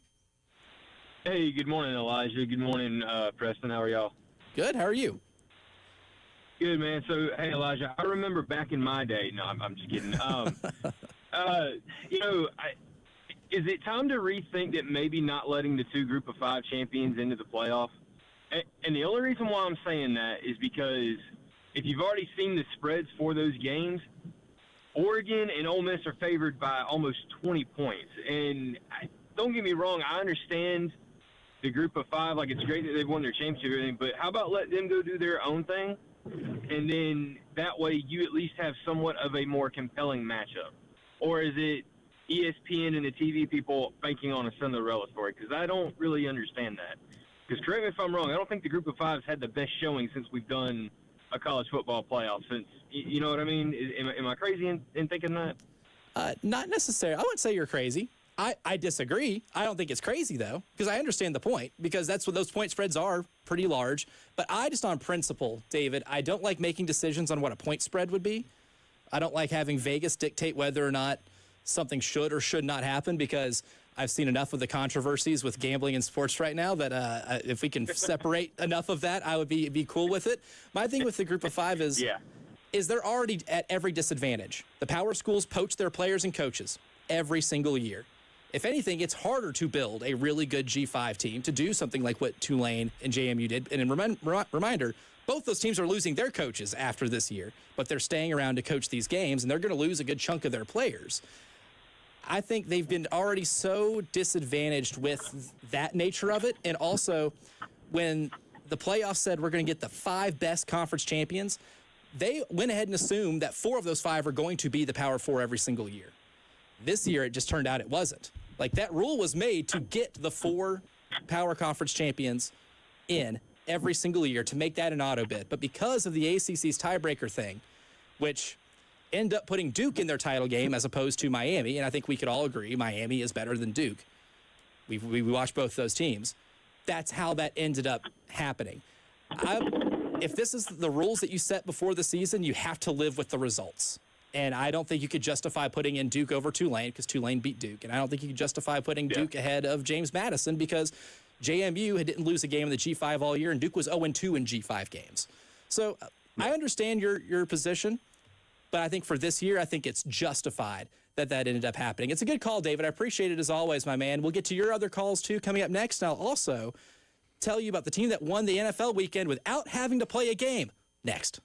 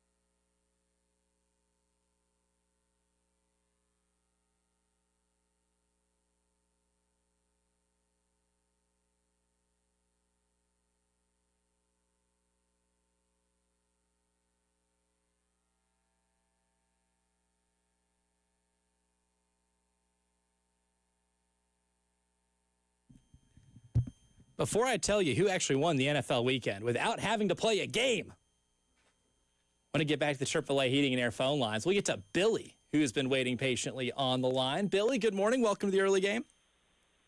Hey, good morning, fellas. I appreciate you getting me on. I wanted to echo some of the sentiments that David had on the call before. Caveat here, big Gamecock fan, definitely in the camp that I do think the SEC is the most challenging conference top to bottom. That being said, I am no Alabama fan. I am no Notre Dame fan. But I just don't see how you look at the resumes. The losses have to matter. Alabama's loss to Florida State is just pretty much flat out unforgivable for a team that should be, quote unquote, playoff caliber. Notre Dame's 2 losses are to 2 other playoff teams, and they were tight games, even though, like we talked about, Miami, absolutely outplayed them in that game. Comparison factor, you watch Alabama play South Carolina towards the end of the year. We should have beaten that team. I think Auburn probably should have won that game against them, and they did look outclassed in that SEC championship game. So I think Notre Dame probably, even though I'm not a big fan of theirs, deserved the spot more than them. But I agree with David. The real problem here is holding 2 spots for these 2 other teams in Tulane and JMU that great teams, and I agree with you, like the struggle that these coaches face in the G5 right now to build a program is going to be tough. So why not give them something to actually play for? I don't care if it's a 2-team playoff for just a group of 5 or if it's a 4-team playoff for the group of 5. It would be interesting, hopefully a little bit of compelling TV, and they actually have a chance to win that, have a trophy, claim something, give them a chance, because in a playoff this big, they just have no chance to win multiple games in this sort of playoff system. So I get rewarding them, but let's reward them with an opportunity to really win something and put the most deserving teams into playoffs. So G5 deserving teams, they get a playoff. You get all the other teams, they get into the playoff, but let's reserve the big boy playoff for the best teams. And I don't think we got the best teams in. So that's my thoughts. Yeah, I appreciate the call, Billy. Great call. I think, and with the Alabama Notre Dame thing, like what you laid out is why I wouldn't have been mad one way or the other. And my thing is not Miami versus Notre Dame. My thing was Notre Dame versus Alabama. Because then it's, what do you value more? A better collection of wins or a better looking losses, right? Because that's really the juxtaposition there, is that you're determining, because one team clearly had better wins, better collection of wins, that's Alabama. One team clearly had safer losses, and that's Notre Dame. And there's justification both ways. Like what he laid out, I don't have any problem with whatsoever, right? And if we're playing the vibes game, if I think Notre Dame and Alabama played right now in the Elijah Campbell Simulation Bowl, I think Notre Dame wins that game. But not how we decide these things, but there's arguments to be made either way. And with the G5 like potential playoff, I'm so torn on that, just because I would like for them to have something to play for. Like, that's why you play these type of games. But inclusion in the CFP, I mean, like that's why you are in the FBS, right? If this is a true FBS championship, it has to be able to include all teams. And yet, college football is the only sport where every conference champion is not represented in its playoff. The only one. Yeah, that's a difficult week. Coming off the high school playoffs, everybody has a state championship, every classification, and based on enrollment and all those factors. And when you win your championship, you feel like you won your thing. Yes. And I think that's what Billy was trying to say. Like, you won your thing. Exactly. If you was to put some of those other schools in the larger conferences, they might not have gotten through the playoffs and they wouldn't have won no thing. So that was actually, I don't know whether he said it differently or whether it was just the first time I've heard it put in that way. Mm-hmm. A G5 playoff with just 4 teams sounded kind of cool to me when he was saying it just like that. The only thing we just got to guarantee, the only thing we can do is just we got to guarantee the money. Yes. Right? Because the reason why we want to be in the CFP playoffs is so that we can get the guaranteed money for being in. Yep. If we can get the G5 money up and get compelling TV, as he said, that's why I said that was a great call. That was the first time I heard it that I was like, that's not a bad idea. So I like the way you phrased that. And honestly, as somebody who graduated from a G5 school, still follows that team and still wants the best for them, would it be cool if Middle Tennessee State won a G5 national championship? Absolutely. Yeah, I'd be pounding my chest about that. That would be awesome. Hang the banner. But also, a CFP appearance would be, and if I think about it, what would I truly want more? I think seeing my team on that stage is something I would still desire more. But I totally understand the thought, right? And I don't hate it whatsoever. That's why I'm so torn on it. And I think the points that Billy made were very fair, are incredibly fair thoughts. Thank you for the call, Billy. And we'll get to everybody else in the next segment. But I did want to say that the team that won the NFL yesterday didn't have to play a game. And a lot of their fans listen to this show. The Carolina Panthers, congratulations. You are tied for first in the NFC South because the Tampa Bay Buccaneers played by lowly 2-10 Saints and got beat. So you're welcome, Panthers, because now what looked like a foregone conclusion, like 5 or 6 weeks in the season, the Buccaneers were going to cruise and win that division. Not anymore. We have a tie season at this point. We're barreling to the last month of the year, and the Panthers have a chance to win a division. Everybody has a chance to win the NFC South except Rise Up And the Saints. Oh, We're just playing bless 'em, spoiler. man. The Saints are 3-10, but they're 2-2 in the division. Oh, we're not spoiling anything. Oh, just their own season. Third long hour. That's next.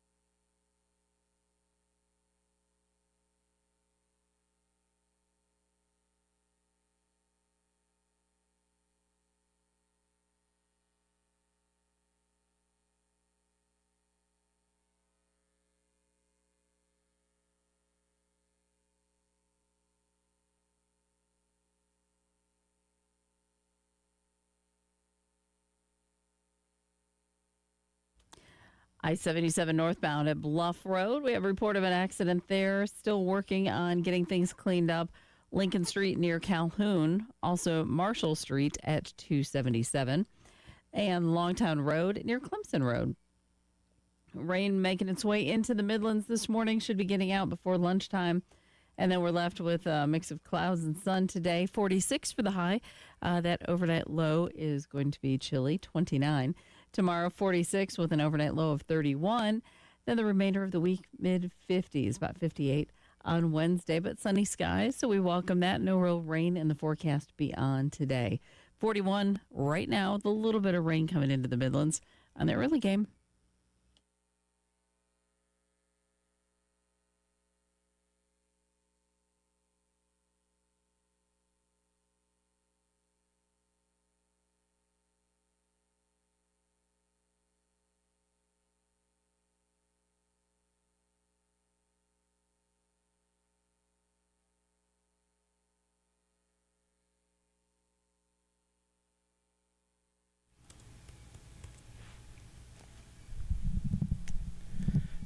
The early game, third and long hour, starts right now. I'm Elijah Campbell. He's Preston Thorne.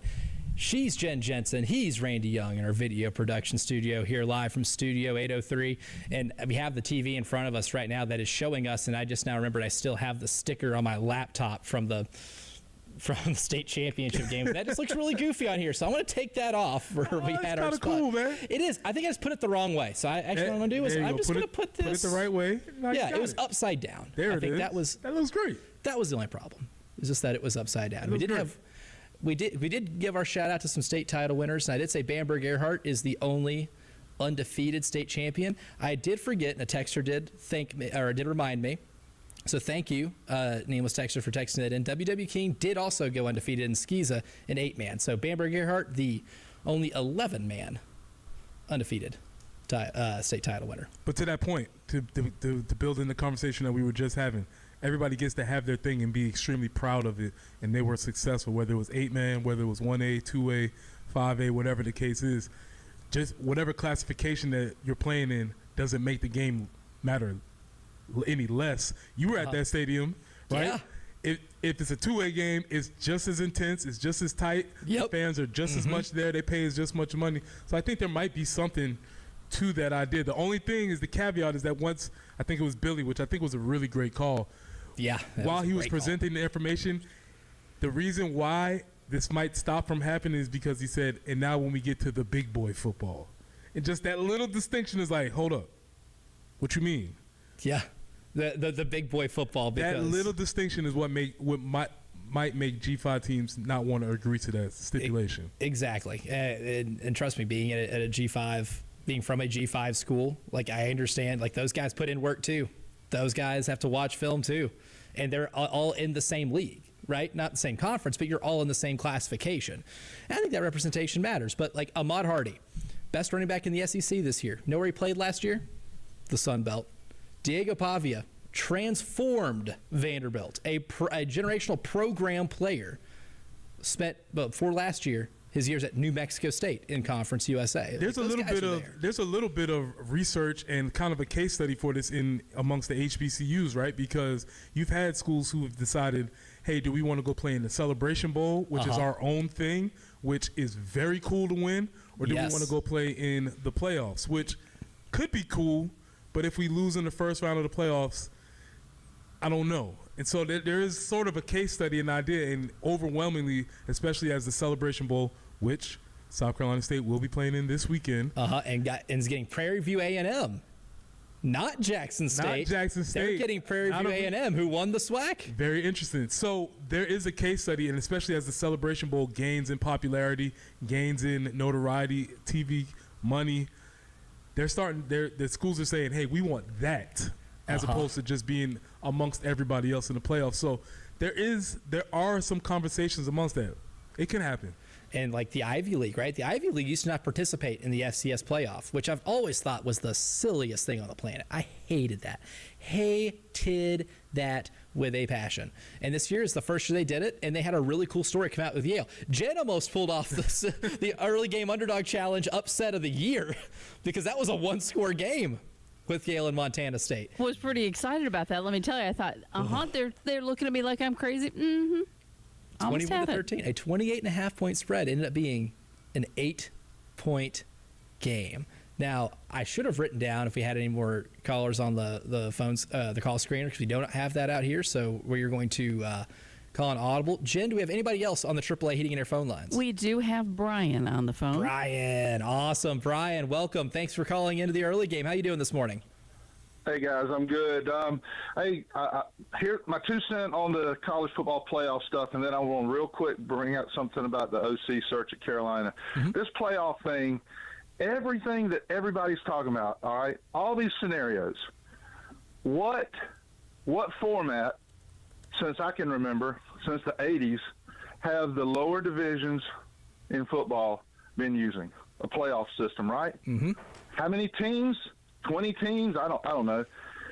And the bigger schools would never go to it because they always said, oh, well, the students don't have time to go to all those games because of their school and their finals and all that. Well, all those other students were doing it. All I see this whole college football playoff thing going to is going right back to that system eventually. Eventually, we're going to have 20 teams, and it's so diluted. Last year with Carolina in the mix at 3 losses. Now all of a sudden this year, 3 losses is okay. They're making up their own rules. Each year they decide what segment of it do they want to nitpick.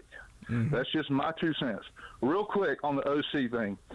Briles is being thrown out there. The deal might already be done. But everybody needs to go and look at his record. He wins, then he loses. He wins, then he loses.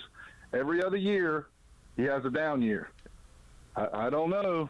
I just think that this is huge for this university, and we need to follow what Indiana and what Texas Tech did. If we're ranked in the top 20 in NIL, spend the money. Spend the money, guys, and I'll hang up and listen. Great call. Another great call. Y'all are killing it today. Yeah, you guys are awesome today. Brian, that's good. What do you want to get to first, the playoff thing or the Briles thing? Let's go with. We can stick with playoffs. We'll get to the Briles here in a minute. But as far as the playoffs is concerned, I think building what you just said, it's amazing. Just like everything else, you come back and it's like, oh yeah, we were already doing that, right? you go through all of this to just come back to the answer that you already had, and you might need to do that. The second part I would say is that this is only year 2, and so they are making things up as they go along. They are, and to their credit, and I am not being a Cinco fan for them at all, but they have made adjustments. They made an adjustment from last year to this year as far as how the seeding would work. So they are making adjustments. Maybe with the new scenarios that play out, they make some more adjustments. But I do agree we'll probably eventually just end up at an expanded playoff. I think so too, because of that. Also, like just the money factor, which is why I was really surprised it stayed at 12 this year. And I think the only reason it did is because there were just some minor disagreements about the format in terms of auto bids. Like the auto bid thing. Get into that really quickly because I think people are mistaken as what the auto bids actually mean. Yes, because in the current format, it's not an auto bid if you win your conference championship, right? As like Duke the has ACC does not get a designated spot. The SEC does not get a designated spot for your conference winner.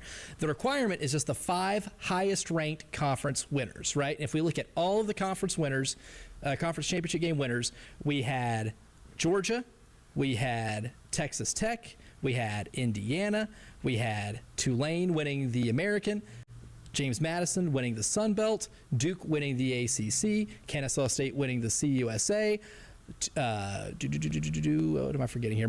Boise State winning the Mountain West, and that's a couple more I'm just like forgetting right now. So I said CUSA. Oh, Western Michigan winning the MAC. Which Western Michigan, MAC champion, Kennesaw State, CUSA champion, playing in the Myrtle Beach Bowl. You've got my attention. You've got my attention. That'll be a fun one. So the way it works out is by default, it's supposed to end up happening. Because that's how it happens every year. Except this year.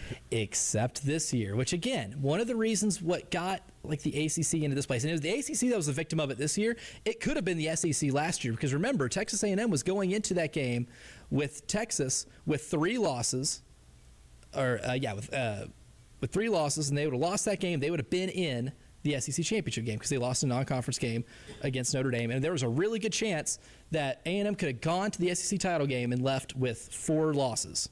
But they were an SEC title game participant. Or if they would have won that SEC title game, they could have won it with 2 or 3 losses too, right? But because the tiebreaker scenario, A&M would have been in that SEC title game if they were to have beaten Texas at home in the last week of the regular season, right? That, not saying that the SEC champion would have been squeezed out. No, like that just, they won't let that happen. Greg Sankey holds way too much power in the sport that just would never happen. But they were in a position where you weren't going to get one of your best teams in the SEC championship game. But because these conferences are too big, not everybody's seeing everybody. And one thing I think we might start seeing is reverting back to divisions. Because if Duke was in a division with Miami, then we could have settled that on the football field, right? But if you look at Duke's ACC schedule, they didn't have to beat a team that was over 500 in ACC play once. The best team they beat in the ACC was Clemson, who finished 4-4 in league play, right? They didn't have to beat Virginia. Virginia beat them in the regular season. They didn't have to beat SMU, which I think SMU beat them. But they were 0-2 against the teams that they were either tied with or was first in the ACC. But because of the way they had their tiebreaker, Duke just had the highest conference, what they would call strength of schedule, which is just overall wins and losses of those teams. Not the best way to do it. What the Mountain West has done, Preston Thorne, eliminates that from being a possibility. You know why? You know what the Mountain West tiebreaker is? If two teams are tied for that spot and there's no head-to-head, what they have is whoever is ranked higher in the CFP rankings is getting in that game. So you'll either see divisions come back or you'll see teams adopt that as a tiebreaker, where instead of getting down to the fifth or sixth thing that can be incredibly random, you might say if the ACC did that this year, then Miami is clearly the one breaking that tie. Right, because nobody except Manny Diaz and Duke believes that they deserve a spot in the CFP, even though he tried to make a convoluted argument for that. We reached pathetic levels of begging in that regard. Pathetic levels of begging. He tried. He tried so hard. He tried so hard. But this is one of those years where it didn't work out that way. And I would say 9 years out of 10, that's going to be the case, where the Power Four will have the 4 highest ranked conference champions of all of the leagues that we have in college football, right? Like that's going to be the case more years than it's not. Mm-hmm. It just so happened that this year, that's what happened. And if those are the rules that we set out to play by, those are the ones we have to follow those. And I would have a really hard time if I'm the committee justifying putting an 8-5 Duke team in over a 12-1 Sun Belt champion whose only loss was a game at Louisville earlier in the season, where they played Louisville pretty tough. Remember watching that game? James Madison had a shot to win that game, and then they eviscerated everybody in their Sun Belt schedule. Like what they did in the Sun Belt in terms of like margin of victory for like the Coastal fans that we have there listening, or our friends in Myrtle Beach, they beat Coastal 59-10 at the end of the season. Yeah, and I think that might have been part of the next conversation we're having about Coastal as far as the coaches. The coaching. Oh, that's the cherry on top. Yeah, getting beaten like that at home. I think that was part of the conversation. But again, if you shift your perspective, and this is what the attitude that I've taken, and maybe I would invite anybody out there listening to take this perspective. It is an invitational, not a playoff, meaning that anybody that's on the bubble can get either denied or given access entry just based on that's who we want to be in. Because we said so. Because we said so. The College Football Playoff Committee. Because we said so. Because we said so. And if you just take that attitude, and you could take the ultimate accountability, say, hey, we didn't do enough to get in. Shout out to Clark Lee for doing that. Yeah, which I appreciate. You could take that or perspective. Or you could say, hey, we deserve to be in because of these metrics, and just keep arguing. That's fine. But ultimately, it comes down to, hey, if you're on the bubble, you get in because we said so. Just like the club, right? You're looking inside, you're seeing everybody in, you're like, hey, He got on the same dress code I got on. Why is he in the club? And the bouncer's like, I don't know, man. Hey, that's my boy. We're full. Yeah, we're full. Sorry. Wait out here. I'll hit the clicker. Fire marshal says we can't let no more in. Hey, pretty girl, go ahead in. You can't go in. We'll even kick somebody out if we let this girl in. That's what it is, man. Because they're the owners of the operation. They're going to do that. It will be on a because we said so basis, which is the one reason why my biggest gripe with this is that we have too many rematches in this playoff. Oklahoma and Alabama are playing on December 19th. Sorry, already saw it. Not incredibly interested in that matchup. Tulane and Ole Miss played. Sorry, not incredibly interested in that matchup. I'd rather you swap JMU and Tulane. My problem is not Tulane's inclusion. It's that you have them playing Ole Miss. I'd be cool if you just swapped those two, right? You already swapped Miami and Notre Dame. They didn't even play this past weekend. Give Tulane Oregon. They haven't played this year. Be more interested in that matchup. But then if if Ole Miss beats Tulane, which I think we all expect them to do it, they'll have Georgia. We already saw that game too. We saw it. Like we're going to get some retreads, and that's probably unavoidable later on down the road. But we can control some of the first round matchups, fellas. We could have avoided that. We could have avoided that, and I'd like to see that have been avoided. But Brian, who had a really good call, brought up another thing too. And we'll get to Chris's thoughts on the CFP on the other side, but we want to address Brian's thoughts on the Kendall Briles thing and looking at Kendall Briles' resume, since he is the clear leader in the clubhouse to be South Carolina's next offensive coordinator. And we'll get to that and more phone calls next on the early game.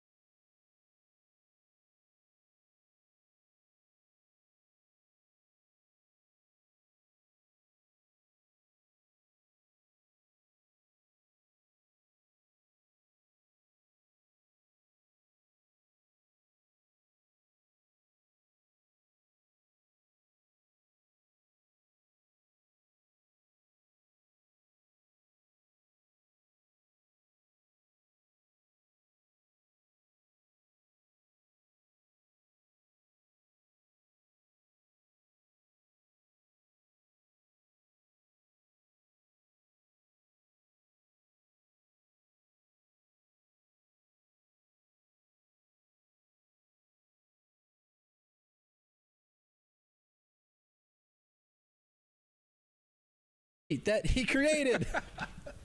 Your boy. I was looking at it. I was like, wait, we always do Thorns, Buds, and Roses at 8:15. I just teased something completely else. I got so caught up in the college football playoff and the Kendall Briles thing. Also, somebody should have probably told you too, but that's okay. But it's Guess funny. I'm ready. See, yeah, I typed this whole thing up last night, and it's right in front of my face. And still, whoop.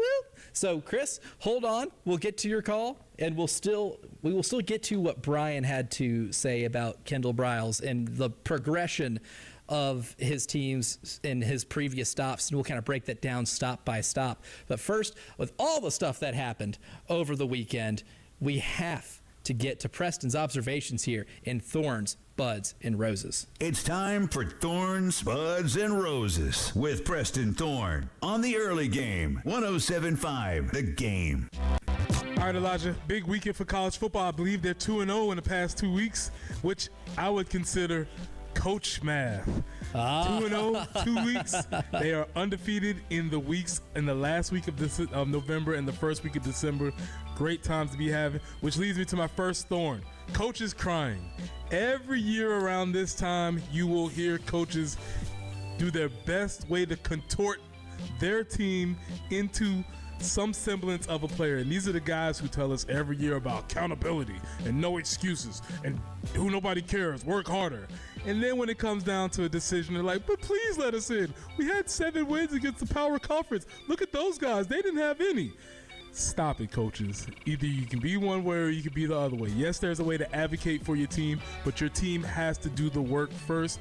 And to be quite honest, Notre Dame, Alabama, Miami, all of you left yourself susceptible to this conversation. Yep. There was a much easier solution that we could have had for you not to be in this conversation. Like Indiana, they're not having this talk.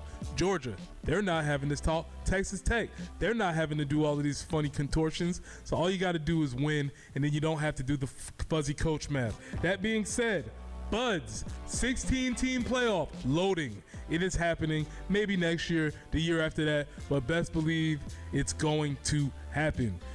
14 wasn't good enough. 12-team hasn't been good enough. 16 is on the way. 24, who knows? 32-team playoff, bring them all. More games, more money, more bubbles, more coaches trying to say, but our team was 6-5 and we played in the SEC. We should probably be in the top 33. It's coming. Don't you bet. Don't you worry. They're gonna match the football with the basketball, so one day we're both gonna have a 96-team tournament. We should not be team number 97. We were 5-7 this year, and we took the first top 2 teams to the fourth quarter. We only lost by 21. The MAC was better than anybody thought this year. This is a great league. It's loading. Playoffs coming. Don't fret. It will be happening. Elijah, I was gonna give 10 roses to the GOAT, but I'm not. They're going in the trash. I can't give those 10 roses to the GOAT, who is Tom Knotts, for his 10th national state championship in the state of South Carolina, tying the also GOAT. He's advanced to the senior division, our legacy division, John McKissick. Yes. The GOAT in the legacy division. But I have to do this, Elijah. I'm pulling a little bit of trickaroo here. Oh, I love a trick play. You know how the 1972 Dolphins celebrate every year when the team does not go undefeated? They pop the champagne. Bottles. Yep. Well, 1998 Green Wave, stand up. You are still the last remaining state championships winners from Somerville. 1998, so I need 27 roses. It's been 27 years since my team, my squad, my junior-led squad won the state championship. And though it was sad that we didn't win it this year, it's still glad because we're still the last remaining. 1998 Green Wave, stand up. Elijah, those are our Thorns, Buds, and Roses. Is that the last state championship? Yeah. Wow. It's unfortunate. That one is surprising to me, that's the last state championship that Somerville won. That also brought me to this because for 10 years, my junior year, we broke a school record for wins in a year. Only 30-game winners in my school's history. And then last year, it got broken. Oh, man. And selfishly, I was kind of bummed. I'm not going to lie. A little bit. Publicly, I'm cheering for them to do it. Correct. I'm retweeting their stuff. pulling from afar, but at the same time, I'm like, don't get to win 30, please. Don't do it. Don't do it. Don't do it. Don't do it.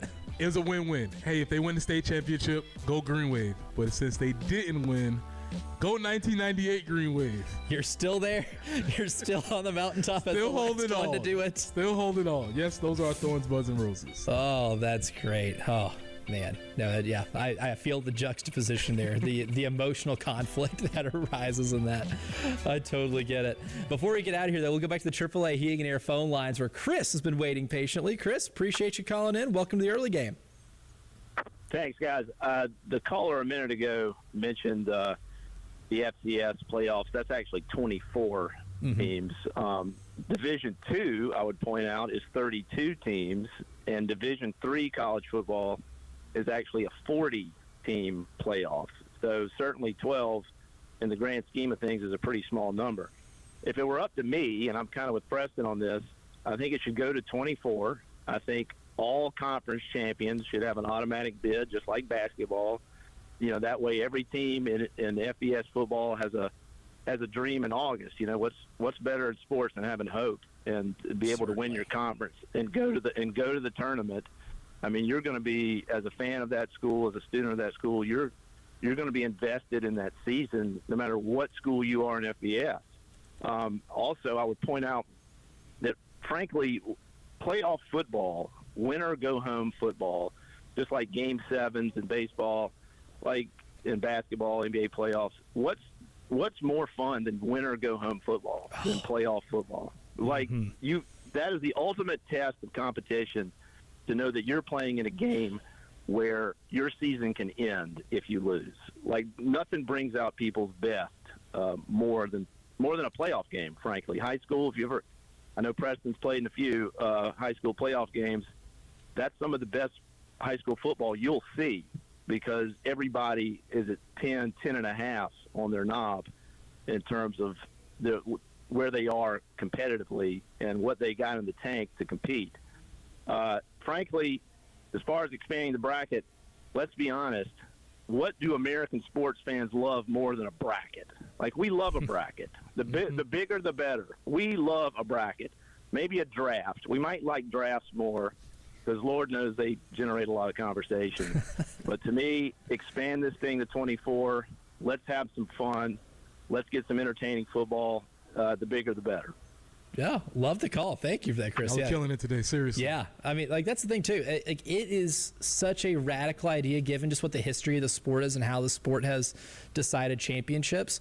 And there's certainly some things, if you do expand this thing to something like 24, that you would have to change in order to get to that point. You know, you probably have to do with conference championship games just to fit everything in, because that's how they do it at a lot of other places, especially like in the FCS and Division II.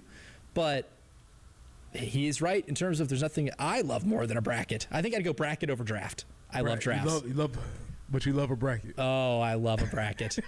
But you mentioned Division II having 32 in. Shout out Newberry. They beat Albany State last week, 31-24, and they got the final D2 boss. They have Ferris State this weekend. Ooh. I'll go a little more in-depth in winners, because Newberry College, definitely winners. But now we'll address a call from earlier where Brian talked about Kendall Briles. We'll discuss Kendall Briles next here in the early game.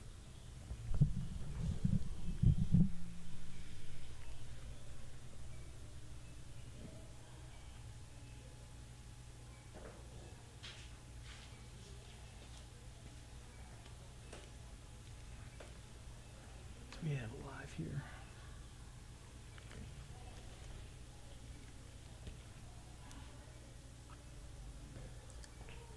Hey guys, it's Preston for Cato's Power Equipment. Cato's Power Equipment has been family owned and serving the Midlands since 1983.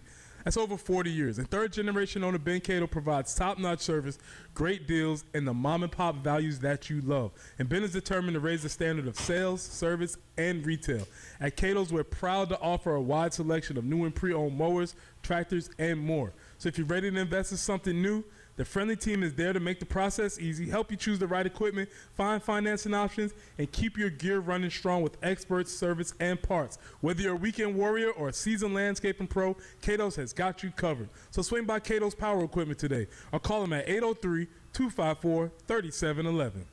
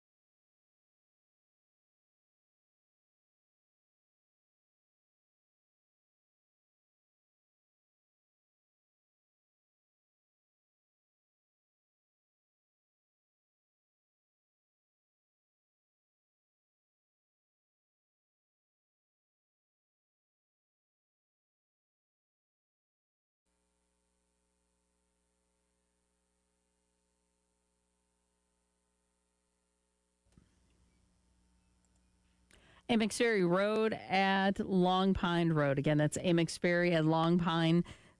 There's an accident there. Also, I-20 eastbound before Highway 378. I-77 northbound at Bluff Road. Also, Longs Pond Road between Two Notch and Bar Road.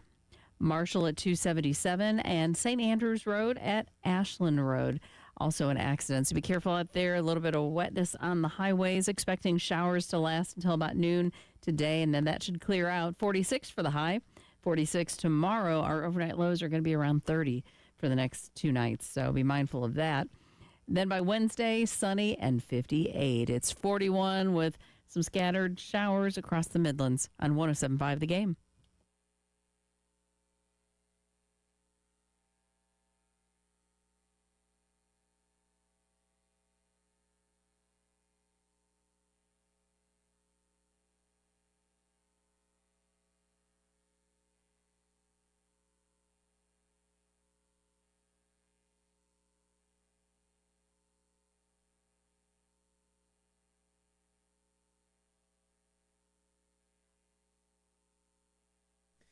Reports over the weekend is that we have a leader in the clubhouse when it comes to South Carolina's next offensive coordinator.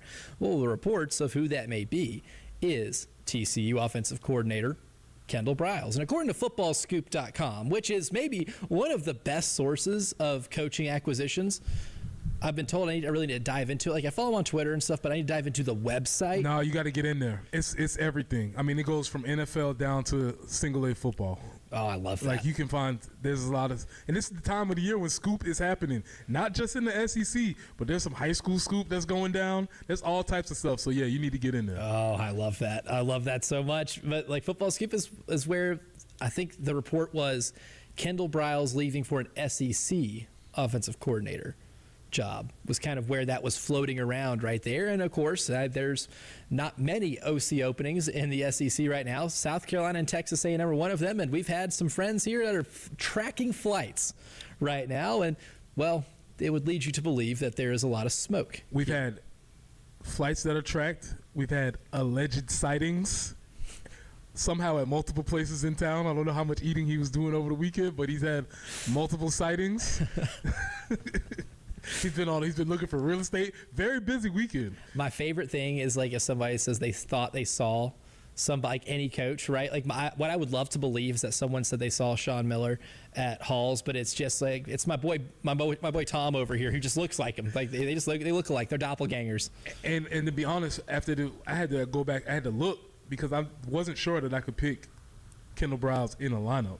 I couldn't. Not without a hat. Yeah, I was like, maybe that's him. So even if I saw him, maybe I did see him this weekend. I wouldn't necessarily know unless he was wearing with a name tag. TCU hat, headset on.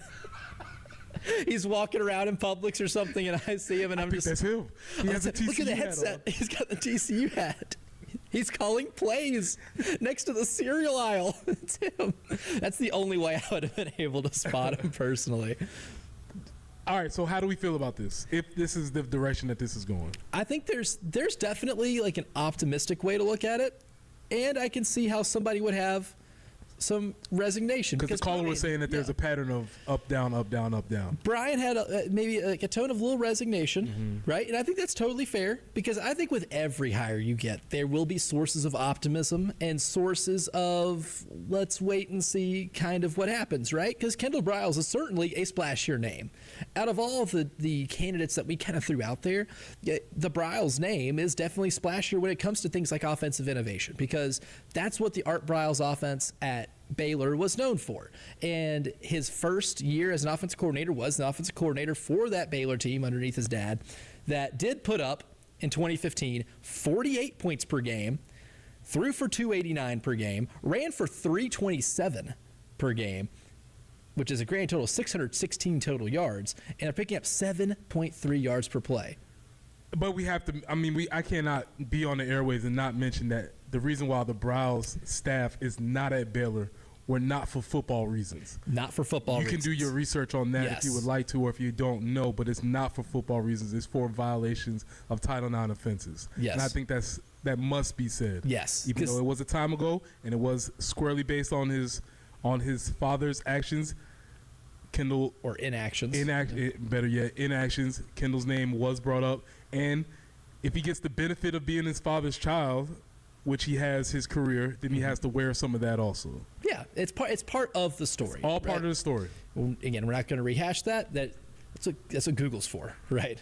Or Wikipedia, wherever you want to go to find that. But he did end up getting another job at Florida Atlantic 2017 as Lane Kiffin's offensive coordinator, right? So his dad, obviously, an offensive innovator. Lane Kiffin, really known for his offensive mind and his play calling prowess, even though Lane Kiffin does give his OCs a lot of freedom in terms of calling the play, but he is if we want to keep using the term, final boss of the offense. And in that year, over 40 points a game, 213 pass, 285 rush, a smidge under 500 yards per game total offense, 6.8 yards per play. They won the Conference USA title. Then he goes to Houston under Major Applewhite, coaching De'Aaron King at quarterback, 43.9 points per game. You can round that up to 44. 295 pass, 216 rush, 512 total. These are pretty good numbers, but he hasn't stayed at the same spot for consecutive years. Then 2019 FSU on Willie Taggart's last chance at Florida State. Then you saw that points per game dip to 27.9. Still threw for 267, but only rushed for 140. So that's 408 yards total. Then he goes to Arkansas, where we finally see a sample size of him being at a place for more than a year, right? And you saw some progression, because at 2020, they averaged only 25 points a game. That improved to 30.9 in 21, and then almost 33 in 2022. All those went up. In terms of passing yard total, it was 240 the first year, 214 the second, 233 the third. So a mix, right? Not a linear progress. But then when it comes to rushing, 151, 229 to then 237. So you saw some growth in the running game. And then if you want to do total yards, they started off at 391 the first year, 443, and then 470. So that did go up, right? Then he takes the TCU job for whenever Garrett Riley left to go be the OC at Clemson. And this is where we see the mixed bag, right? I think what Brian's hitting on is the mixed bag, because there were some regression. 31 points per game his first year at TCU, 33.5 the second, 30.8 this year. In terms of passing yards, it was 312 and 313 the first 2 years. That dipped to 293 this year. And then when it comes to rushing, it went from 154 to 114 to 133. Also, there's a mix there. And if you look at total yards, it did regress every year from 467 to 427 to 425. So when Brian had some maybe resignation about how his offenses progress over the course of time while he's there, you have two conflicting pieces of information, one at Arkansas and one at TCU. At TCU, he's under Sonny Dykes, who is more of an offensive play caller mind. Sam Pittman was an offensive line coach, but not necessarily known as a play caller by trade. So that's kind of the information we have to work with. Yeah, and as I likened in the 6 o'clock hour, you can go back and listen to it. I just said this was if this happens, this is a safe hire. Yeah, there's name recognition. So. Everybody understands that. It's universally recognized as an upgrade, which there wouldn't be much that wouldn't be. But it is an upgrade from where we were. It's a safe hire. People recognize the name. There's numbers to support it. I said it was similar to choosing a chain restaurant. Maybe a good one, but like I said, over the weekend, I had some family in town. We had to figure out what we were going to eat. I wanted to go somewhere that was pretty cool, maybe edgy. The folks in my family were maybe not necessarily for that. So I didn't even suggest that. I was like, let's just go to this place where everybody knows they can get mozzarella sticks and they can get fine food, and it was a fine meal. I'm sure the breadsticks were fine. Nobody complained. Nobody complained. Elijah's determined to find out where he went. He's working it. Working it, yeah. It was a fine. It was a fine meal. Nobody complained, and we all walked out of there cool, right? And that's how I envision this. But let me reiterate. I definitely think it's an upgrade. I think it's a very safe upgrade, though. Yeah, I think so too. Which may be what we need right now. Right. Yeah, I think that's probably the best way to look at this, is that it's definitely an upgrade, because I think you've seen a ceiling in Kendall Briles' offenses that he's play called for that is significantly higher than maybe what it would have been with Mike Shula, and it's significantly higher than just what we've seen this year. Even the years that were not as great, right, of all the years that I reeled off, are still better than what you had this year, which tells you that the average is still a better bet than what you have now, which is kind of what makes that a little bit of a safer choice if that is to finally become or I guess finalized here in the next day or coming days, right? Well, improving your offense, winning proposition. We have winners for today's show brought to you by the Golden Spur, and we'll give those out next.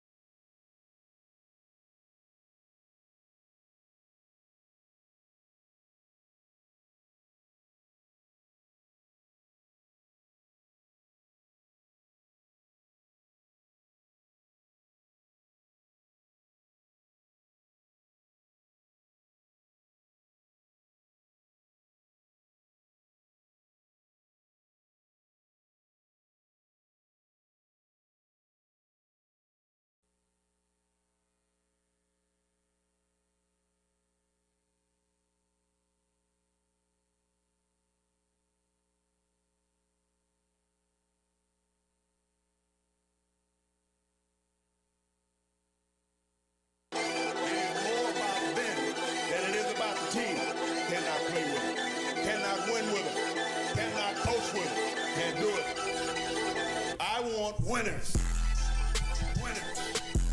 And after the weekend in sports that we had, there's plenty of winners to go around, brought to you by the Golden Spur. And if I have to pick one golden winner, my Golden Spur golden winner here, I think I got to go with Coach Math, Preston Thorne, because the Coach Math machine was working overtime this weekend. Yeah, if you just look at it, it's like that beautiful mind, Jeff, right? It's just like all these numbers are moving around. Okay, but if we only lost 5 games, but we were trailing by 7 with 12 minutes left to go in the fourth quarter, it's actually a win if you really think about it. We led the nation in the swag metric. We looked so good. We didn't have an untucked jersey the entire season.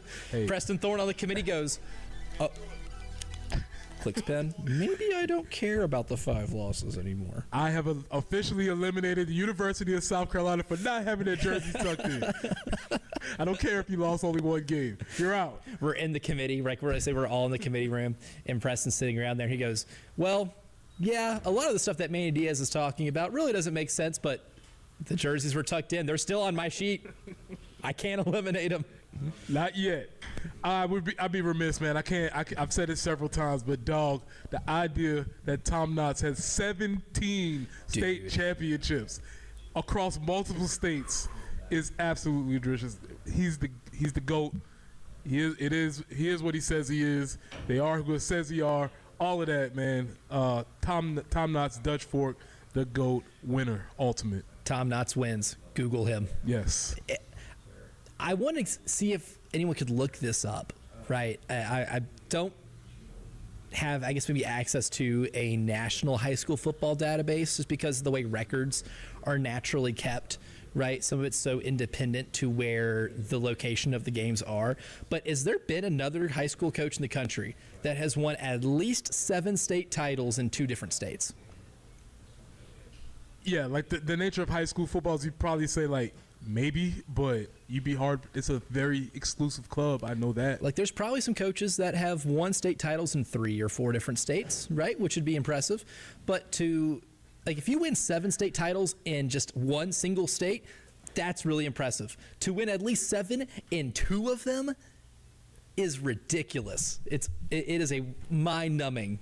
Rush Probst could never. No. the greatest high school football mercenary on planet Earth.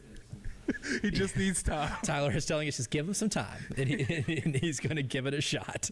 But there's got to be an answer to that somewhere. Well, one day we will find an answer. On top of that, we said it multiple times throughout the show. I want to say it again. Callers, y'all brought it today. Yes. Can't be a winning show without winning callers. Y'all were awesome.